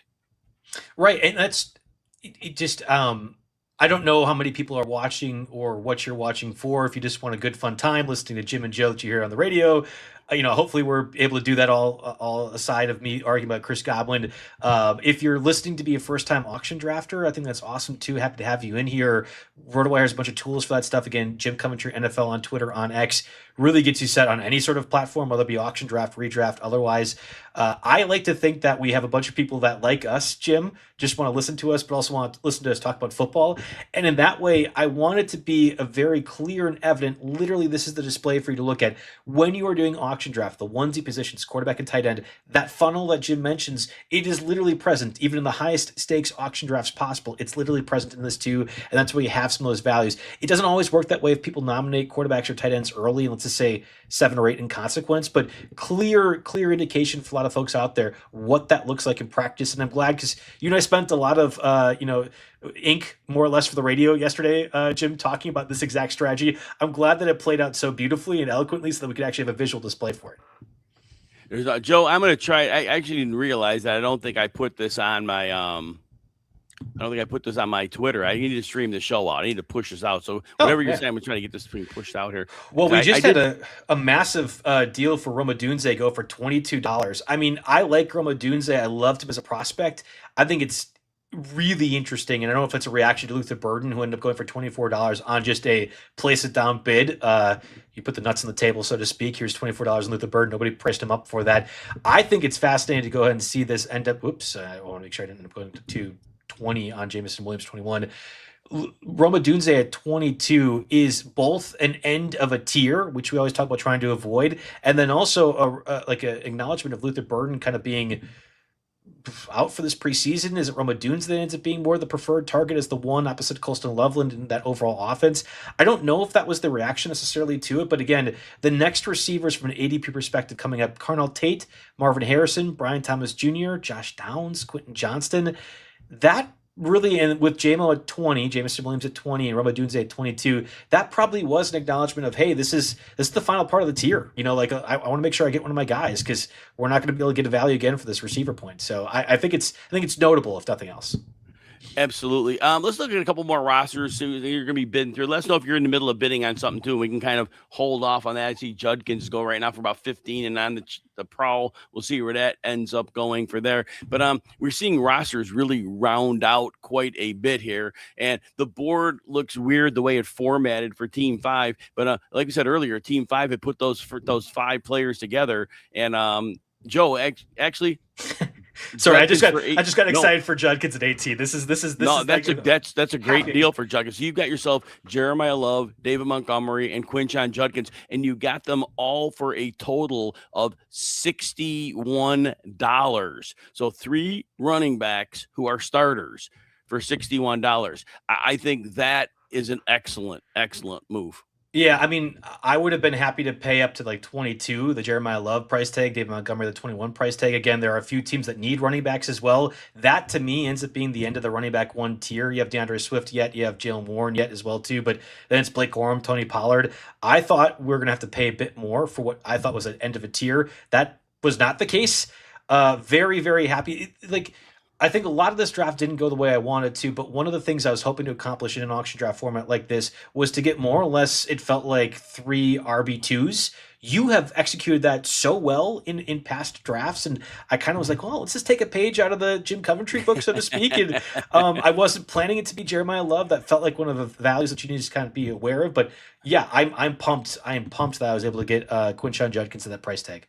I mean, yes, having 3 running backs at that cost, and again, you got Nico, you got McBride. You're really, really rounding out that roster. You're like that horse in the race that was behind. You're going to use way back, and all of a sudden he's on the outside. He's gaining steam. What did Harrison just go for? $10, Jim. I got him for 10. Wow. I'm pumped. I'm excited. This is great. Those who are listening to me, I understand what Marvin Harrison's been. He's been a disappointment for fantasy. I've been saying all off season, Marvin Harrison was completely misused under Drew Petzing. He was used on intermediate and downfield routes. He is a yak guy. He's a guy you want to get the ball in his hands. I have to say that when they hired Mike LaFleur, part of the interview had to be, we drafted Harrison with a top 3 or 4 pick or whatever it was. And that, what are you going to do with him? And coming from the McVay tree, it's not like he may not be McVay, but getting the ball into the playmaker's hands in space, that is a core component. I've been on Marvin Harrison as an absolute breakout candidate. Tucker Kraft goes for 9. Does he go to Joe Bartle? No, I couldn't do it. I don't think there was ever a time after I got McBride for 23 that I could make $32 beat to my tight ends. In the NFFC, it's full point PPR. Tucker Kraft is like literally one of the antithesis of this. I think Kraft's going to be awesome this year. I have a bet with our own Jeff Erickson that I think Tucker Kraft outscores Colston Loveland by the end of the season, that Kraft's going to have more fantasy points. And I like Loveland this year. That's just how much I like Tucker Kraft. But if I'm wrong about that, and I could be, that happens far more to me than it does to Jim. If I'm wrong about Tucker Kraft not being that spot, I can't commit 32, especially when I have probably my flex, if not 2, already locked up to my swath of receivers that I have. So I couldn't do it, Jim. I wanted to. Shout out to Team 10, who ends up getting Tucker Kraft at a very fun price, but it was not going to be me. So, all right, before I get to Team 1, because we have Team 1 in the house, I just want to talk about Team 1. Trey McBride for 23 or Tucker Kraft for 9? Now that it's over, what would you do? Yeah, I think I'd rather have McBride for 23. I would rather have Kraft for 9 than Bowers for 21, or Kraft for 31. Bowers. Yeah, sorry. I would rather have Kraft for 9 than Bowers for 31, and probably Kraft for 9 as opposed to Loveland for 22. I think McBride, especially in this particular format, ends up being the one I feel safest about. Understood. Now, Team 1 is in the house. Richard Daniels, quarterback Jalen Hurts for $5. Definitely took good advantage and understood the pricing market at quarterback, was able to save money there. And obviously $28 still left with a max bid of 15. And I do a little math here. I think you have 6 players. I think you usually got 14 spots to fill. So definitely saving that money there. And Dalton Kincaid at 5. We all know the drill. If he stays healthy, a third of his catches were over 20 yards. That's pretty ridiculous. So if he can keep that PCL real nice, you got a great onesie position for $10 total. And then talk about, the Jahmyr Gibbs and Jamar Chase. So definitely going with the 2 stars, 2 of the 3 first picks in most drafts, and then Devontae Smith and Josh Jacobs. So definitely firmed up there. We're going to have to see the values that are going to fill out the rest of that roster, and then the depth that you'll be able to build up. Got a little money to do that. We'll see how the values fall, but certainly it's very hard to argue with the core of Team 1, Joe Bartle. Yeah, I mean, and remember, that was one of the first teams to go pretty aggressively in terms of points, money spent. I think I actually made a comment that I'm deliberately letting this person get this play. I think it was Devonta Smith, because I wanted to have them in a spot where they have to avoid it. If there was one value that they were going to find, it was that $17 Josh Jacobs, right? And I think that's the windfall you have to get. Now, you have to be diligent. You have to be aware. I know some friends of mine will do an auction draft and they'll go do a pee break and maybe miss a pick or two. You might go get a drink or a beverage from the fridge. It's like, oh, I could have been in on that. When you are on top of it and aware of your circumstance, I would imagine Team 1 has been somebody that has done drafts a lot from an auction draft perspective. You have to be aware of trying to find where that value is. And I think that Josh Jacobs one, I got Jeremiah Love for 22. I paid 18 for Judkins. I got 21 for Montgomery. All those are above Josh Jacobs' value. And I think that's how you can have a team like Team 1 pull it off when you spend money early, is getting that crazy value like Jacobs did. There's no doubt there. So, yeah, Team 1 looking good here. Let's look through now. Let's see. Joe, anything else that you picked up? No, you haven't picked up anything else yet, have you? Yeah, dude, oh my God, that team is really looking good though. Yeah, I feel pretty good about it. I had nominated Brian Thomas Jr., who was the second to last pick that went. He went to Team 11, who at I think like maybe 20 minutes ago had $120, now has 65 or 64 after getting a handful of guys. Keaton Mitchell, Brian Thomas Jr. is part of it. BTJ goes for $4. Marvin Harrison goes for 10. I think that's notable because I might just rather have Marvin Harrison. 100%. And again, uncomfortably committed to the Cardinals offense is what I'm looking like right now, because I have Trey McBride, I have Jeremiah Love, Trail. God, I don't feel like this team is very good, but I might have to be buying in them more because I want to win this league. But yeah, I mean, that was another one at the end of the tier. I think BTJ, especially with how some of those guys were picked off in the middle part. The next receivers are Michael Pittman, Josh Downs. You have Quentin Johnston going right now. I bet you Johnston gets close to $10. Then Metcalf, Cortland Sutton. So like, we are now entering that period where most of these players should be sub $10. Maybe BTJ goes for 14 instead of 11 or 12 because that was the end of the tier. Joe, those in the chat, if anybody is auctioning and you want us to talk about your team a little bit, go ahead and drop a note in the chat. Or if anybody sees a team, whether it's your team or not, and there's a team you want us to break down and analyze, why don't you just drop that in the chat? I think that would be great. Yes, yeah, absolutely happy to talk about any teams that pop up. I know I'm watching the chat as well too, from the draft itself. I want to thank the people that are drafting and watching us. Hopefully we're having some fun entertainment, and if nothing else. And I don't really want to be someone that just talks about my team the whole time, so Jim's been doing a great job directing it to some of the other things. There will be, I should say, a break, I think, coming up relatively soon. I believe it's round 10. You get like a 5-minute break, which would be great because then we can kind of look at the board, rehash the teams just overall, and I like to do that. But we are entering the period where most people, I believe, Jim, should have all quarterback, running back, receiver, tight end rosters set. Is there anybody that's missing any starting spots right now? Yeah, let's take a look here. So, and again, they dropped Team 5's players all the way down to the bottom. Team 5 needs a tight end and a wide receiver 3. A few teams need tight ends. If you see, it's Team 4 through 7 all need a tight end. Yeah, that's just an interesting layout of the board. It's just a kind of an anomaly there, but you're right. And then Team 1 and 2 do not have a wide receiver 3. Interesting. So yeah, 4 teams need a tight end. 2 teams need a wide receiver 3, and then 3 teams need a quarterback. Of those teams, so actually Team 4 needs both a quarterback and a tight end. And then Team 8, actually, yeah, and Team 6. So 4 and 6 both need a quarterback and a tight end. Team 7 just needs a tight end. And then yeah. So anyway, and then a couple of wide receiver 3 team. We'll have to monitor this again with Team 4, Team 4, 5, and Team 4 and 6 needing both quarterback and tight end. Jim and I have mentioned ad nauseum the onesie positions and what the value is in relation to those. Like, can you get value points for that? If you have been the very last to wait, right? And I think you could do this exercise on mock draft. You could do this exercise with the mock draft tool that we have. It is Mock Draft Monday at RotoWire. See a lot of our colleagues also kind of tweet that as well too. I don't know if you could do mock draft auctions. I don't know how useful that'd be on any software. But one of those things where if you wanted to wait at quarterback or wait at tight end, you can have that practice happen on the RotoWire Fantasy Football app. Go ahead and go through that and kind of look at what that might feel like to you. But I think I would be very curious to see what deals they have, and more importantly, what the roster at the end looks like. So I'm clocking Team 4 and Team 6 needing both the last of the quarterback starting and last of the tight end starting. Very fascinating to see where that ends up looking like.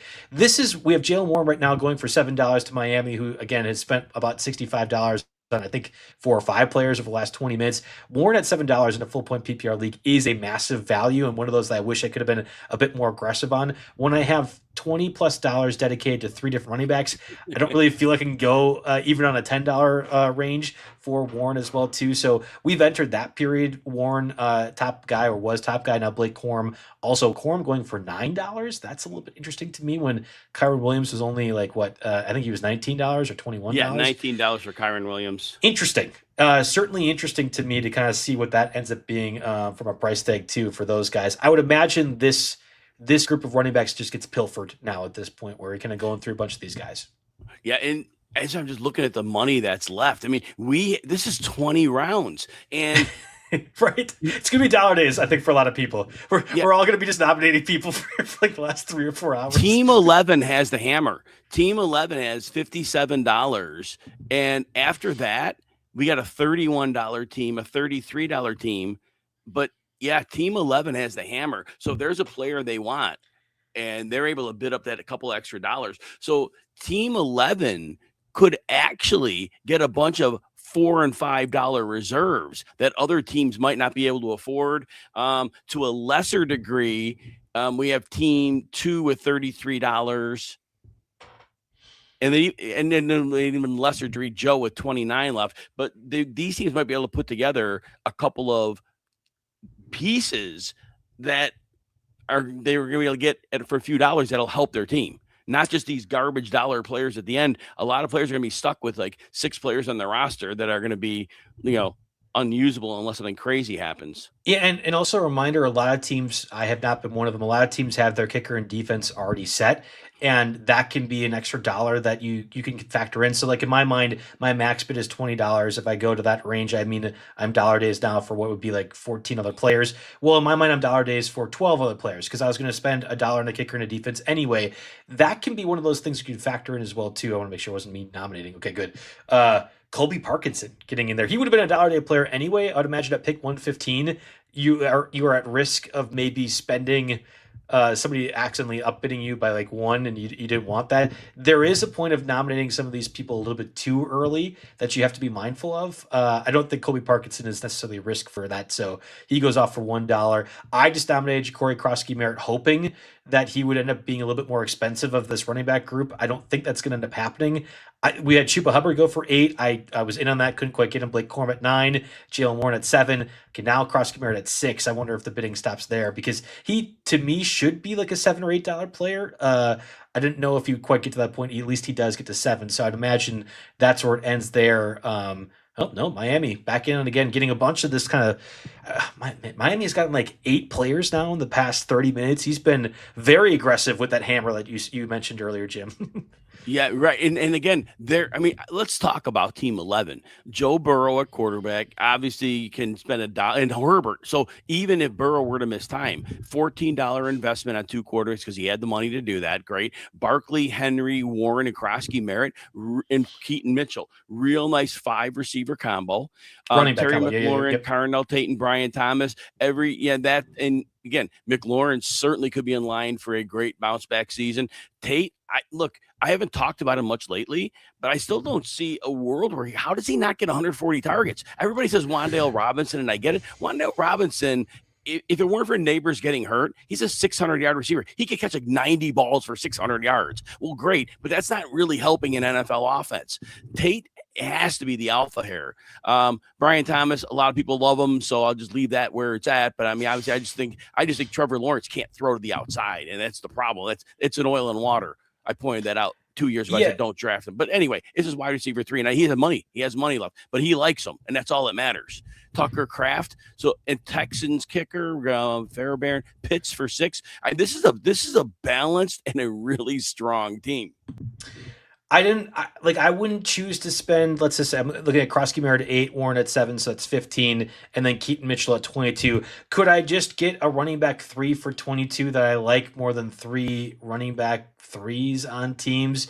Like Keaton Mitchell, there's some major question marks. I got him, I think, in that 14-team experts drafting like round 12 or 13. Jalen Warren, I think Jalen Warren's a massive steal at $7. That's great. Honestly, if you told me Warren's like a $15 player and then you get Krosky Merritt and Keaton Mitchell for combined 14 like he did, that's fantastic. But like that's the one part of this that we have to keep in mind, that you can't map out what your roster is going to be like. We had this draft start at 8 p.m. Eastern or 9 p.m. Eastern. Central. Yeah. Well, 9 p.m. Eastern, 8 p.m. Central. Like you can't map out how the draft is going to look like at 9 p.m. Eastern, and then how 10:30 p.m. Eastern what it looks like as well too. Like, yeah, you kind of have to roll with what the punches might look like, and I think that's a good example. Again, Team 11 was one of the teams that had the most money for the longest duration of time, and I prefer the roster the way I have set, with the Judkins being like the combo of those 3 running backs at $18, but no argument if somebody says no. I mean, we're early point of August. Yeah, let's just go ahead and wait and see if a Krosky Merritt ends up emerging, or Keaton Mitchell or Omarion Hampton gets hurt. Heaven forbid, Jim, Omarion Hampton gets hurt. That would be very bad for both you and me, because we love Omarion Hampton this year. But like, it's okay in early August to say I want more dart throws at running back, especially talented ones, because you're going to end up getting a windfall at some point if you get your injury luck correct. Joe, I think we were talking offline earlier, and there was news today, and Mike McDaniel gets interviewed. He says he's using all 3 running backs. Look, maybe I'm wrong. I don't have a monopoly on the truth. If Devon Achane was getting 325 touches at 188 pounds, Hampton's 220, there is no way that Hampton's not getting work. Now, is he going to use Vidal, and is he going to use Mitchell? Yeah, but they're going to get a couple carries a game, a few carries a game. Right. Because Devon Achane didn't get all the carries. Jalen Wright and Ollie Gordon both played in some games. Right. So, look, Jonathan Taylor's only playing 80% of the snaps, and I think he's like the gold standard for snap share. So, yes, the other running backs are going to be used. Yes, but Mike McDaniel will be an abject fool not to use Hampton. And so I don't know. The stat guys did you watch the quote on that at all? Like, did you watch the video of it? No, all I saw was a quote that was out. So I don't know if I actually watched the video. I was reading people who did, and they were like, Mike McDaniel clearly answered this as if he was annoyed, because the question was tailored. Fantasy football managers want to know what Omarion Hampton's going to do this year. It was tailored that way. And Mike McDaniel had some disgust in his answers, like, well, sorry, fantasy football managers. And not that Mike McDaniel is trolling necessarily, although I do think he is kind of prone to among this era of quarterbacks. But I felt like he was answering as if he just was angry that we were even talking about fantasy football when it's supposed to be football conversation in Los Angeles. And maybe that's an impact too, because what he said, it's coach speak. Like you pointed out, Omarion Hampton could still get 80% of the work, and the hot hand could be 10% Kamani Vidal and 10% Keaton Mitchell, and we'd be gleeful if that ends up happening. I'm not going to overreact to what I feel like was Mike McDaniel deliberately getting annoyed with a pointed question that he didn't have any interest answering.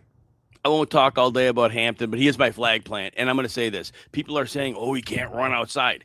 Omarion Hampton with no offensive line. No offense. They were horrible. 5.1 yards per carry in outside zone with no help.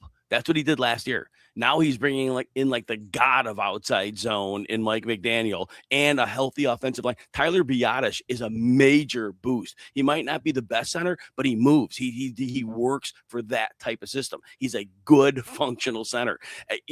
Cole Strange, you might laugh a joke. Oh, he's terrible. But what he could do one thing. He can move and pull in the run game. He can't pass protect. But Cole Strange is literally help for them. And they have 2 fullbacks, and they have 3 tight ends on the roster. You are going to see great, great things from that offense. It's going to be fun to watch. I'll shut up. I'll rest my case on them. But the flag has been planted.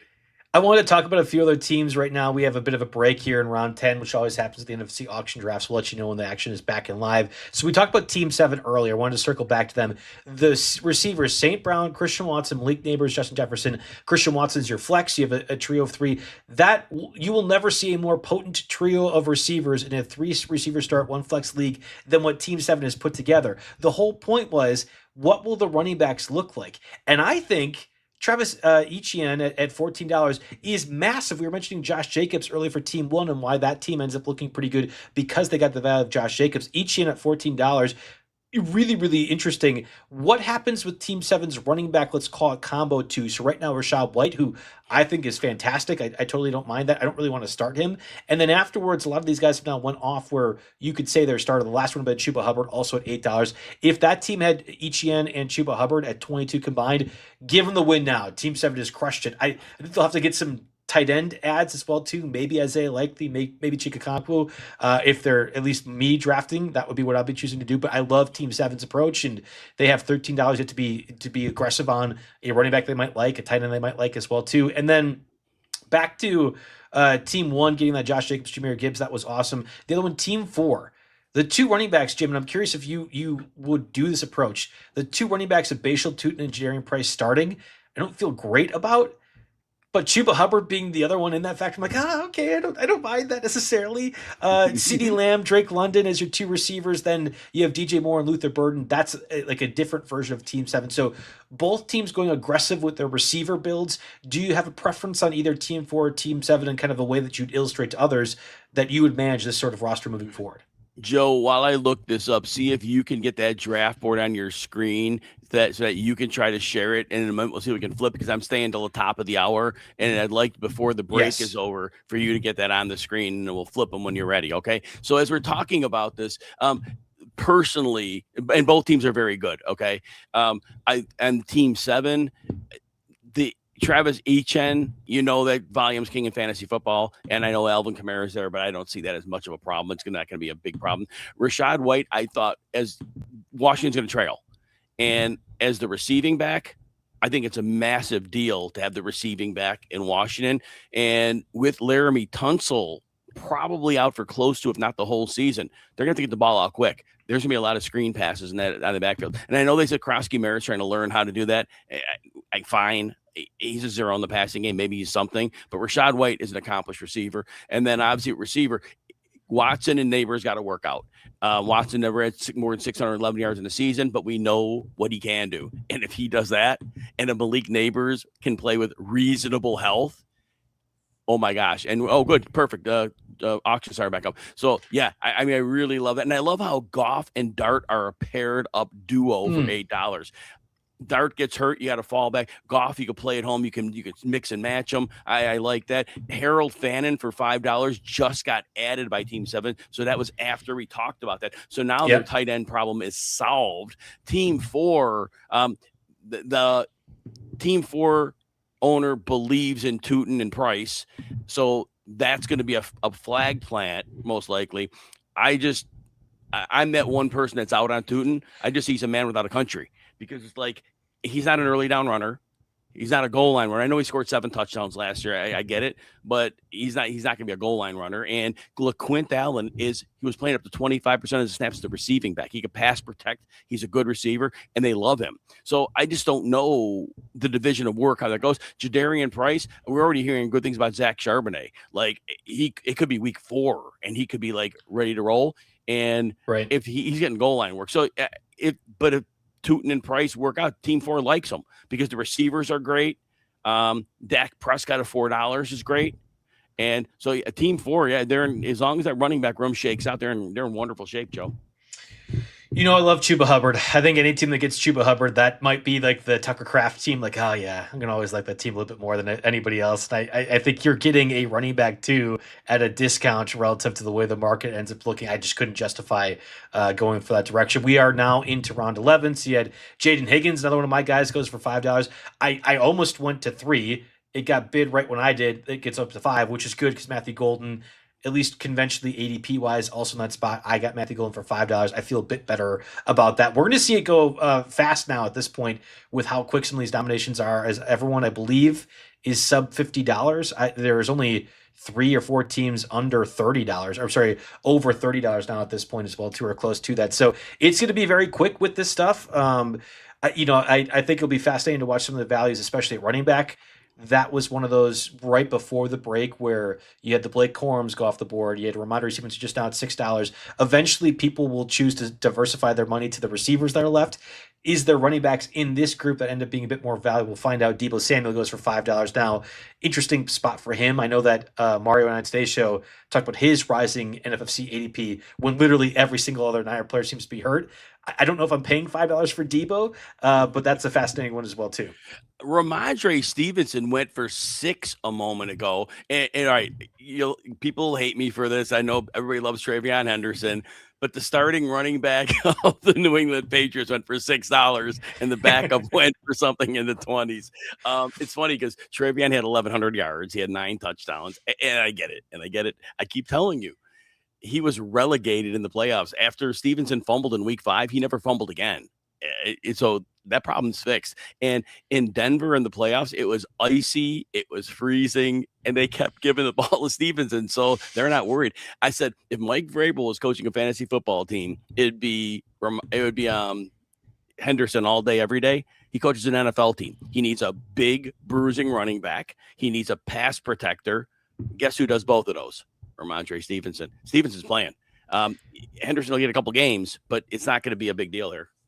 Yeah, the Stevenson playing in the icy conditions, I'm not that surprised with, because the explosive TreVeyon Henderson can't be explosive when it's literally like a tsunami security of snow. Or no, I agree, but like the impact of TreVeyon Henderson was already being limited, and in the conditions right. you would rather have Stevenson, I think, who at that point had established he's a bit safer, which is ironic, like you mentioned, at this point of his career, to go ahead and say. So I'm with you with that.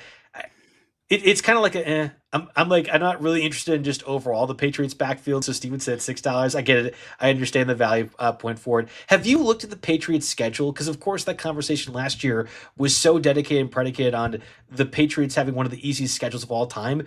They have a really, really challenging schedule, and they made better additions. They add to their offensive line this past offseason. Of course, they trade for A.J. Brown, signed Romeo Doubs. Like, there are ways to say that this team has improved, and I think they will be good. But are you nervous at all that the Patriots offense just won't be near the top just by default of playing a much harder schedule?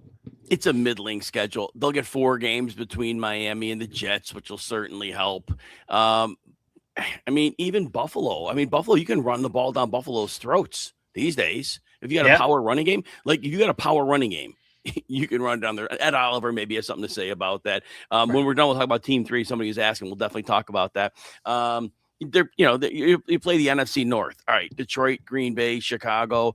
You know what? They could probably score points against those teams too. So maybe the offensive environment isn't as bad as we think. The schedule's not great.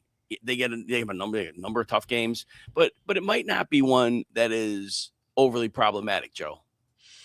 Yeah, I think that's fair. NFC North is tough, especially when the conditions get to be a certain way in November and December. The Bills having this will be fascinating because like Jim Leonard's the DC now in Buffalo. That was a kind of like a in vogue pick or discussion point for a guy that was an up and comer. He was the secondary coach for the Broncos defense last year. Of course, Broncos defense was awesome. So like, I don't necessarily disagree with that. I do think the Bills defense, by virtue of changing things up, has to get a little bit better. Like, I kind of wonder if that was the emphasis of Joe Brady, the head coach now. Like, we're going to get a better run defense. Who can help me as a coordinator? Jim Leonard said he can. I'm going to trust that. But there is a certain point where it's like, I don't know. Like, will it actually? Who knows? Who's certain about that? McDermott was coaching up a squad that was aging out on talent. The talent was like gone. And McDermott was just pulling aces and still making some things work. I don't know. They have a talent issue. And Ed Oliver's great. They still got some players who are good, but they have a lot of aging talent. Before we get to Team 3, you mentioned the schedule with the NFC North. 3 of those games for New England are in New England, and they're earlier in the season. The road game against Chicago is in October. So Okay, so the weather weather wouldn't is be weather won't be an unlikely issue. to be an issue. Yeah, they play November 8th home against Green Bay, November 15th home against Detroit, and then December 10th Thursday night home against Minnesota. So that's it. So team 3, let's talk some team 3 here. So team 3, Drake May, we said this earlier. Somebody was going to get Drake May at an excellent value. Drake May is in that tier with Joe Burrow, who went for 10. Lamar, we thought, should have gone for more. So I do think May was definitely a bit of a value. The trio or four running backs: Hampton, Scadaboo, Jonathan Brooks, and Tony Pollard. I think Pollard's a great number 3. I know some people, you must love Jonathan Brooks, and that's great. I just no player's ever torn the same ACL twice. Gore tore the left and the right, but I know he's torn the same ACL twice at running back or receiver and ever been a factor. I won't bet on historical outliers, but hey, they're talking them up, right? So there's that. Love the Tyler Warren, $15. I think that was a phenomenal value compared to the top end tight ends. Receivers, really balanced approach: 32 for Ibuka, 22 for Parker Washington, 20 for JMO. I think that, and then Jaden Higgins, Wandale for 4, and Diggs for 5. Those two especially, you have depth there. So what do you think? I think this team has a lot of balance, and they have potential for big upside. I'm beaming. I think not that this is a league-winning team. I guess if Jonathan Brooks becomes better than you and I think, maybe this would be. But when you talk about value point, just down the board, I felt like, this makes complete sense. I'm going to just nominate my defense real quick, and then we can keep moving on here. I thought, okay, Drake made 6. We talked about that before. That was going to be a value. Whoever ended up getting that, he gets that for Drake, he or she. We love Amari Hampton. I think enough has been said at that point. Cam Scadaboo, $24. I would love to have a bit more confident depth below that. Maybe that can be addressed. Tony Pollard is already one of that, but I would want a bit more addition if possible. Oh, wow. I guess I got outbid on the Jaguars defense. I'm learning that here in the first time. It's fine. I wasn't going to do a 3. What are you talking about, Jim? I'm spending $1 on kicker and defense. We're not doing anything more than that. It's fine. We got a comment in the chat. A problem with Ramondre: he stinks and he fumbles. I love it, man. Love it. I can't see your name on there, but you're good, dude, man. Then he said, Henderson, the other hand, actually is good at, playing ball. Actually, the people that cover the Patriots said his pass protection has not improved this offseason, and that's a main thing keeping him off the field. Drake May, it is imperative they keep his head on his shoulders. And if there's any question, Ramondre Stevenson will beat up somebody who's coming after Drake May. That keeps him on the field and passing downs. But you're right, in terms of football talent, if it's a fantasy football team, it's Travion all day. But the physical, and Ramondre with the fumbles, I'm going to point this out again. Week 5 last year, Ramondre had his 3rd fumble. And Mike Vrabel said publicly, I am not punishing him. Well, what does that mean? It means he talked to him off the field. They coached him up. Ramondre Stevenson played 12 games, did not fumble again. And I pointed out earlier on purpose, in that game in Denver against that elite defense in horrific weather, they kept giving him the ball. A fumble would have lost them a trip to the Super Bowl. A fumble would have lost them that opportunity. And yet they said, we trust Ramondre Stevenson. So I get the talent of Henderson. Do not argue with it. But for what Mike Vrabel wants, and Mike Vrabel is an old school football coach, Ramondre Stevenson is that throwback player. And that's why Henderson was relegated. Anything else on that, Joe? No, not on that. Not on Ramondre Stevenson. I did not necessarily go back to team 3, but we were talking about the receivers in team 3. I love Jaden Higgins at $5. Matthew Golden I got for $5. It's the same tier.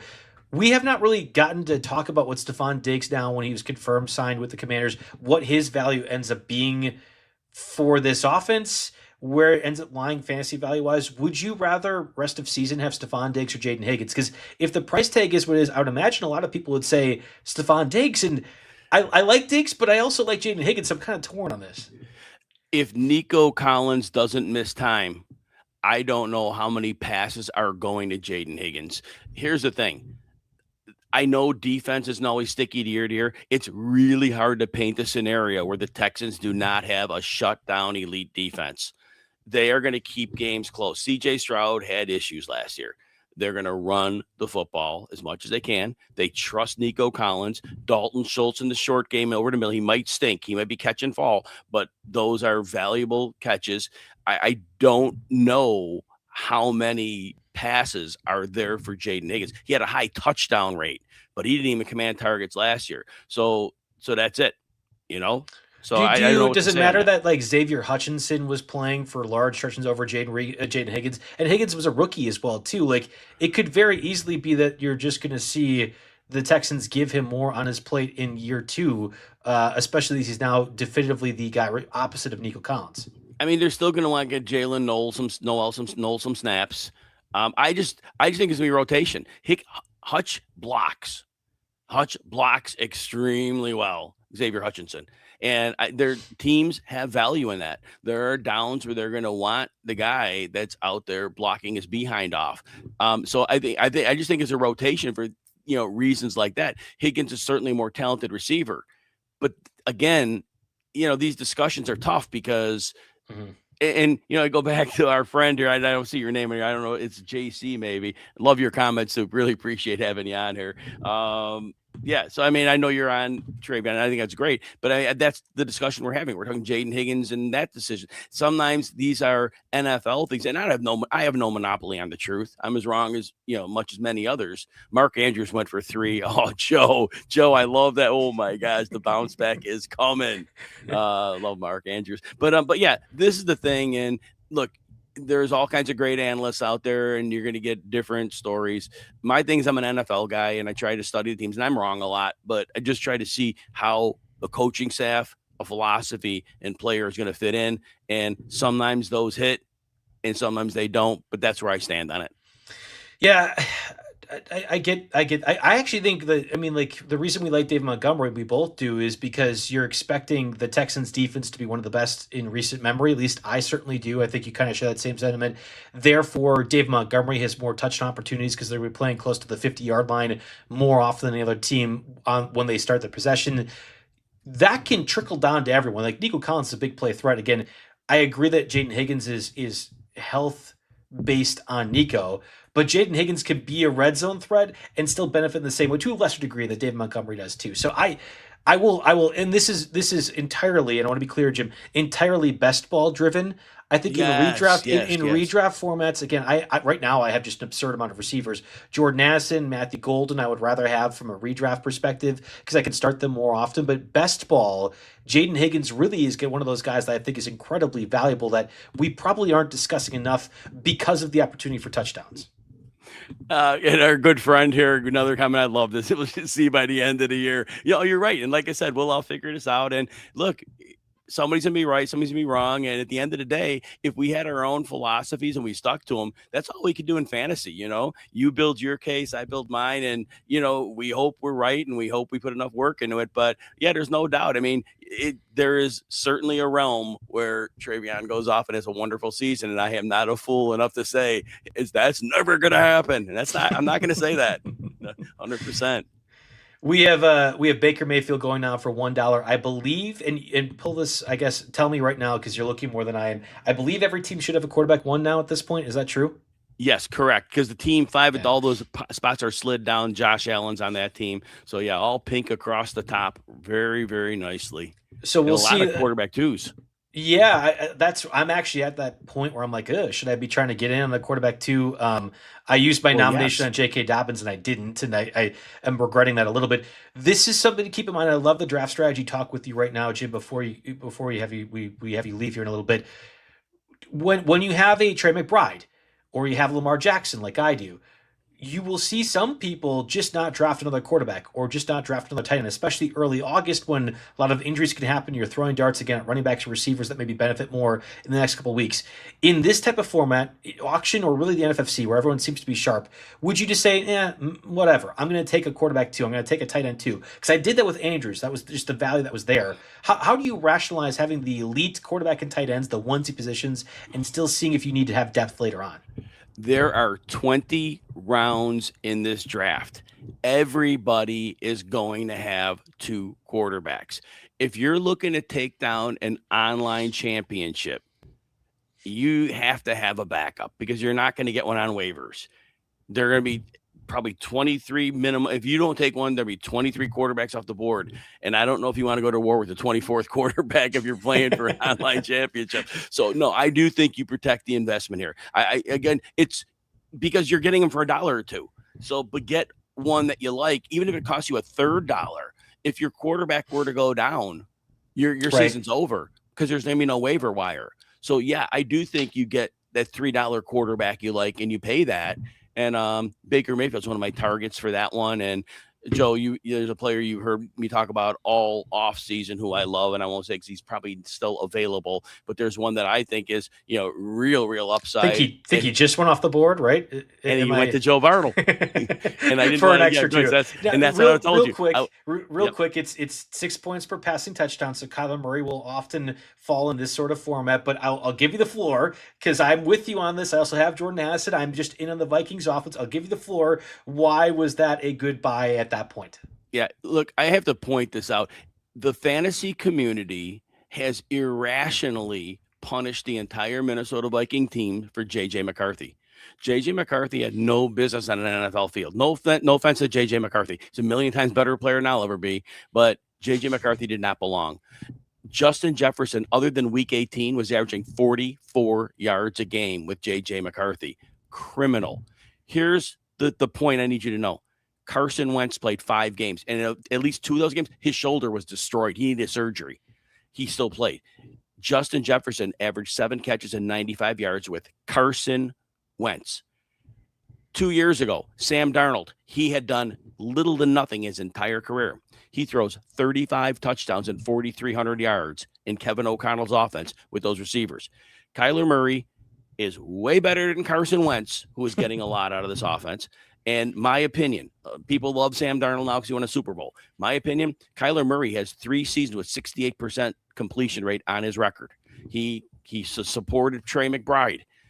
He had good seasons with DeAndre Hopkins. He had good seasons with Hollywood Brown. Kyler Murray's not a bum. He's not a great quarterback. But in this offense, and the 2 tackles are healthy this year, I don't know how Kevin O'Connell is not able to get this offense scoring points. Murray doesn't even have to be that good. He has to be better than Carson Wentz for this offense to be good. I just love the Cardinals so much that I got a former Cardinal. That was the plan, right, Jim? You got Stribling. You got Stribling. Yes, I got Stribling as well, too, for $3. Let's talk about one of the biggest faux pas of auction drafts. It's the exact reason why we have no names on here. Hopefully it wasn't somebody that was following along when we were talking about these drafts and wanted to sign up for their first $150 auction draft on the NFFC. Team 11, Jim, I'm not sure if you've noticed what has happened. They have $16 and their max bid is $16. This is a concern that I had when they were sitting at like 128, 140 about an hour and a half ago. Let's explain to the viewers, or at least you want to hear, what is like the big faux pas that has happened here in the auction draft. You got to make it rain with that money. If you don't make it rain with that money, you got the money sitting in your pocket, and it's fictitious money. If it's real money, it helps. But yeah, now what's going to happen is because nobody has a max bid of more than 7. I have 10, and so I also have only 3 people left. So if there is a player on the board that Team 11 likes, they will bid $11 for that player, and they will leave with $5 they could have spent throughout the auction. Now, you can't plan it. You never know how the money's going to go off. But yeah, the goal is to exhaust that budget, get every ounce of value out of the roster. Now, look, they got Isaiah Likely for $5, Jaden Reed for $4, Jalen Coker for $5, Kyle Pitts for $6, right. Jalen Warren for $7. So at the end of the day, Team 11 probably got a lot of the players they wanted. So this is one of those times I'm actually going to say maybe they didn't spend all their money, but they might have gotten all the players they wanted. That usually doesn't happen. Usually when there's money left on the table, now maybe in retrospect, which doesn't help us at all. Right. Maybe you could have upgraded the wide receiver 2 position or the wide receiver 3 position. Like with the $15 instead of Brian Thomas at 14, you might have had a $29 play, but you didn't know you were going to have that money early. So that's the quagmire. You didn't know you'd have it. But that's the big thing. I mean, and that's the part that everyone needs to be mindful of. This is why auction drafts are hard, but they're also really fun. You could theoretically get any roster you want. You could theoretically get any player you want. It doesn't always work that way in practice. You have to be diligent when you're doing this stuff. The worst thing you could do is end, even with $3, Jim, like I'll get upset, and I'm probably going to end this scenario where I'm going to have too much money. Like I will deliberately spend more on a guy just to make myself feel better. But like, I didn't play this correctly. I'm going to probably leave $3 or $4 more than I should have on the board with this stuff.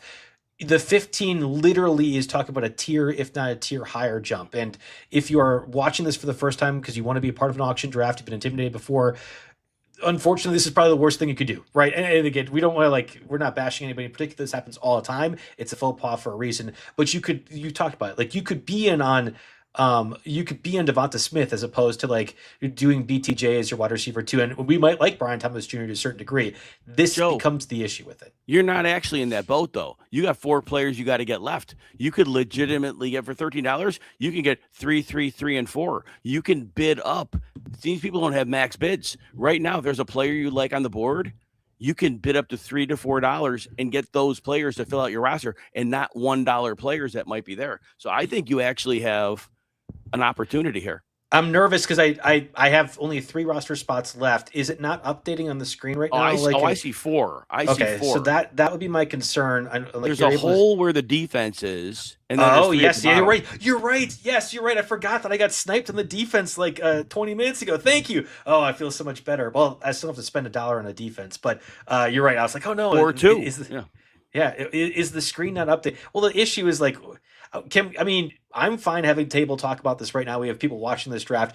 The defense is available right now. Ravens, Chargers, Vikings, Chiefs, Colts, Buccaneers. When you get to this tier of defense in leagues where you have defenses, are you just saying, whatever, I'm going to just go after the week 1 target? Like, how do you choose if you are one of the last ones to have defenses? What's been your strategy when drafting so far? So, yeah, there's the 2 ways to go about it. Remember, everybody has 1 so far, but my guess is a lot of people are going to have 2 by the end of the day with 20 spots. If other teams end up getting 2, then your waiver wire isn't going to be good. Now, maybe they won't. So we'll see how that shakes out. An auction could be different than a snake draft. But the week 1 thing is always a way to go in streaming. But if there's a defense you like, I'm always fine with if you like them. You might not be one you like left, but if there is, I would pay the extra $1 and just then get a second one to stream that spot, but have an anchor defense because you got 20 spots, unless there's players you like. But if there's no players you like, yeah, an anchor defense and then a streaming spot would be fine. Oh, Sharbs for 3. Yeah, and this is really just trying to upgrade the running back position right now. I have Jeremiah Love, I have Dave Montgomery, I have Quinshon Judkins, but could we table it to even November when we're talking about like week 8, week 9, week 10, where Charbonnet might be more useful? He's not a guy that I'm necessarily going to be dropping. I have Chris Rodriguez in that spot too. And then more importantly, and you know this when you've been playing a lot of tournament, different formats, it isn't so much if you feel like your roster is good that you're chasing who helps me in week 3 or week 4. You're chasing who can help you come December. And I do think Zach Charbonnet is kind of in that spot where he could do so. So we'll see. I don't know. Like, I feel like a lot of the receivers are picked over. I don't know if I have a preference necessarily on what defense I'm going after. So I'd rather get a guy like Zach Charbonnet who, the league winning upside is too dramatic of a statement, Jim, but one of those that I don't mind at all, especially this portion of the draft. Well, you still got the hammer for the most part. You still got, money. So, yeah, so you still got the option to get what you want. If there's a player you like, bid them up. Hey, I'm going to be checking out here. I want to talk to everybody just for a minute before we get out here. Joe Bartel, it was awesome doing this with you. Enjoyed watching you do this auction. Love your roster. Loved everybody who was here. Love the comments. Love people being wise guys with me. That was fun. I enjoyed that. Love people who disagreed. That's cool. Man, this is always disagree. If you can give me a follow on the X at Jim Coventry NFL, 7 pieces of content out there for you every day. A couple threads, a couple short videos, a live stream 5 days a week, and a couple player cards get you ready for fantasy football season. At RotoWire, we got a lot of great things going on over there. My rankings are there. Draft plan is there. If you want a piece of that, I'll get you 35% off if you want to subscribe with the code JIM. Otherwise, Joe and I will be on Sirius XM all season, Friday and Saturday. Really excited about that. Everybody, I know Joe's going to finish us up strong here. Joe, appreciate you, appreciate everybody else, and hope everybody has a great rest of your night.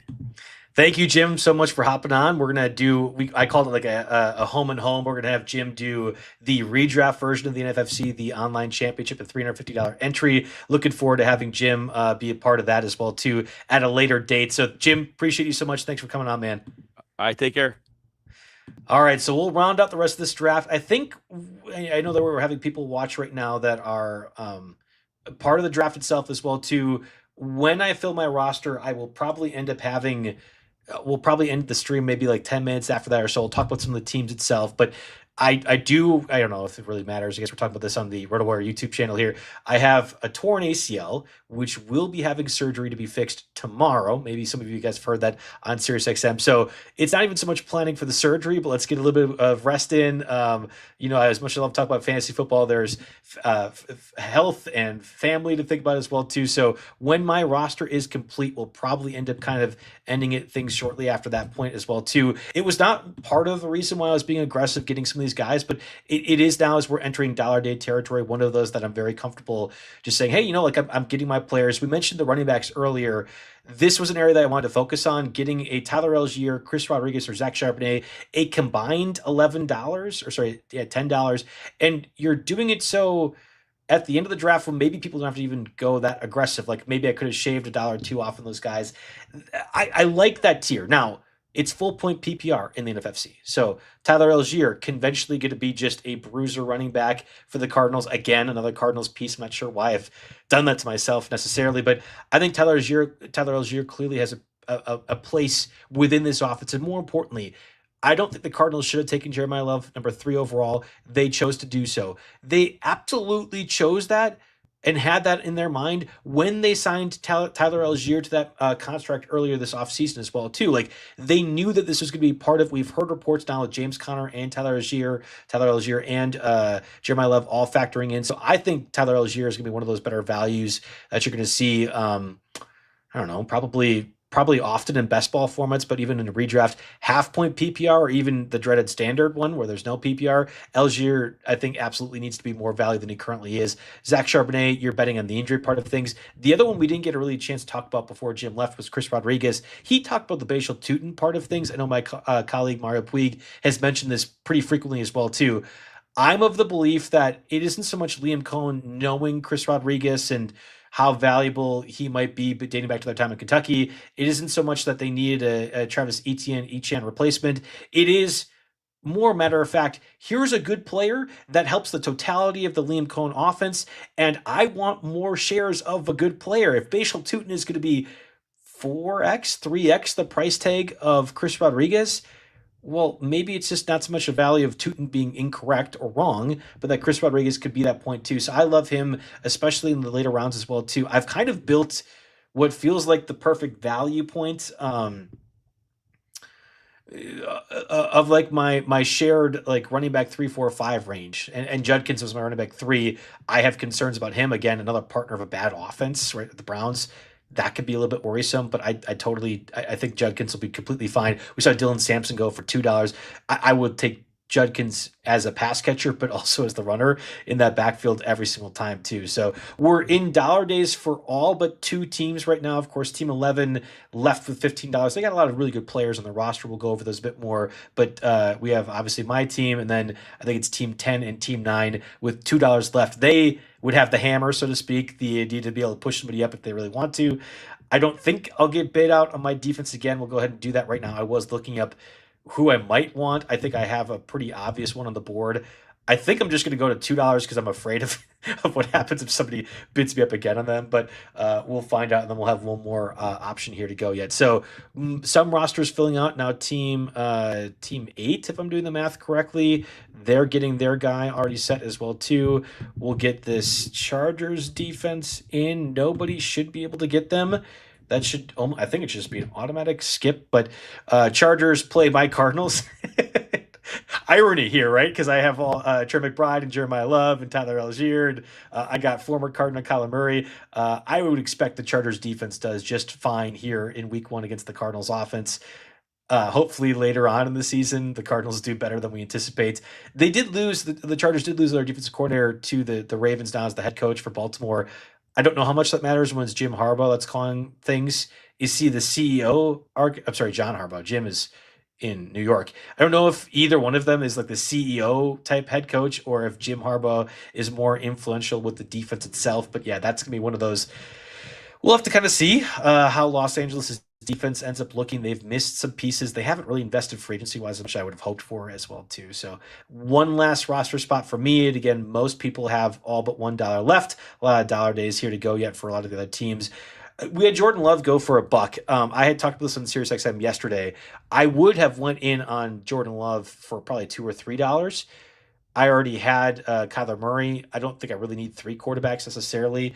And in the NFFC, like Jim mentioned earlier, you'll have the Aaron Rodgers of the world. You'll have Deshaun Watson or Shador Sanders.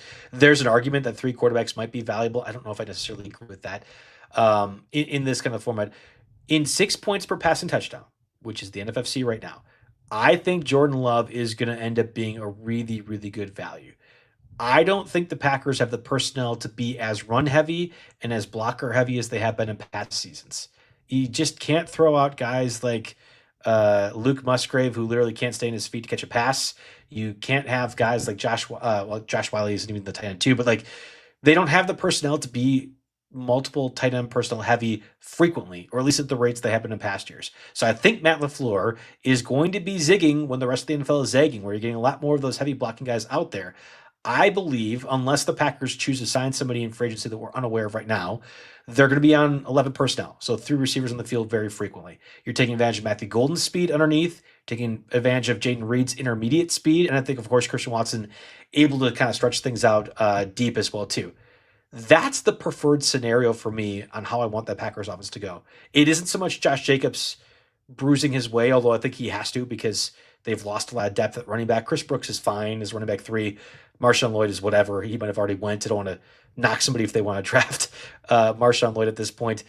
You're to a point where if the Packers are going to win football games, it's with their receivers and with Jordan Love elevating to a certain point. And again, 6 points per passing touchdown, I think Jordan Love might be closer to that quarterback 13, 14, Jared Goff, Matthew Stafford, Brock Purdy range than where he's conventionally going at quarterback 18, 19, 20. You'll have Daniel Jones, Malik Willis go afterwards.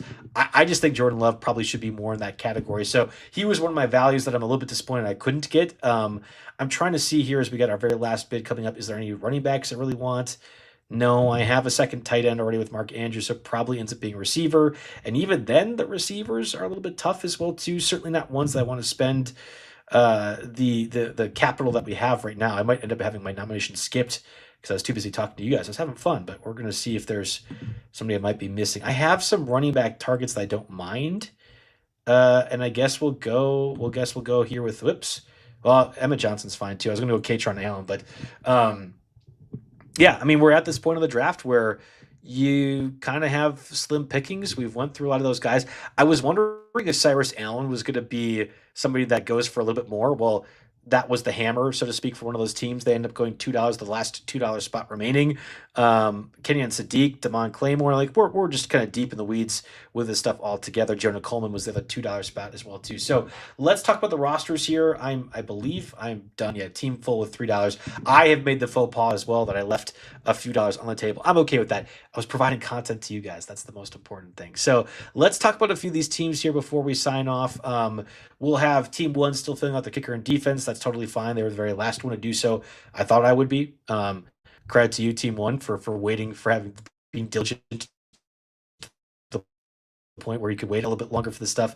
I like to always point out values. I think Jim and I did a great job talking strategy here on this channel and this video, when to dominate players, what ends up being the success point, but the values overall is ones that I think can be useful across all formats. So just going down by team, we saw Devonta Smith pretty early in this process go for $32. He's probably my favorite in this group. Well, there's a bunch of receivers that went in this range. Rashee Rice was $32.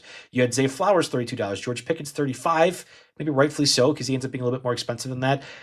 I think it's really important to set a tier with players you like, but also that you're fine losing or leaving on the board if that's the case. So Devonta Smith kind of prioritized that sort of value. The running back, too, was really fascinating. Kyron Williams at 19, he had Jim mentioned quite a bit.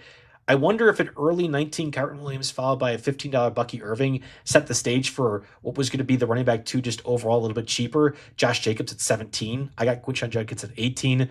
Of course, that is incorrect off the redraft value, but I kind of do like Judkins more than Jacobs this year. Normally at cost, well, I had some money to spend. I want to make sure I got my guy Quinshon Judkins. And Dave Montgomery normally should be like a $17, $18 player. He goes for 21, possibly because you guys listening know I like Dave Montgomery, but otherwise maybe other people are on Dave Montgomery as well too. So that tier of running back, if you could be more aggressive for was probably the beneficiary early on. Like I left $3 on the table. I spent 10 more on Chris Godwin accidentally than I probably should have.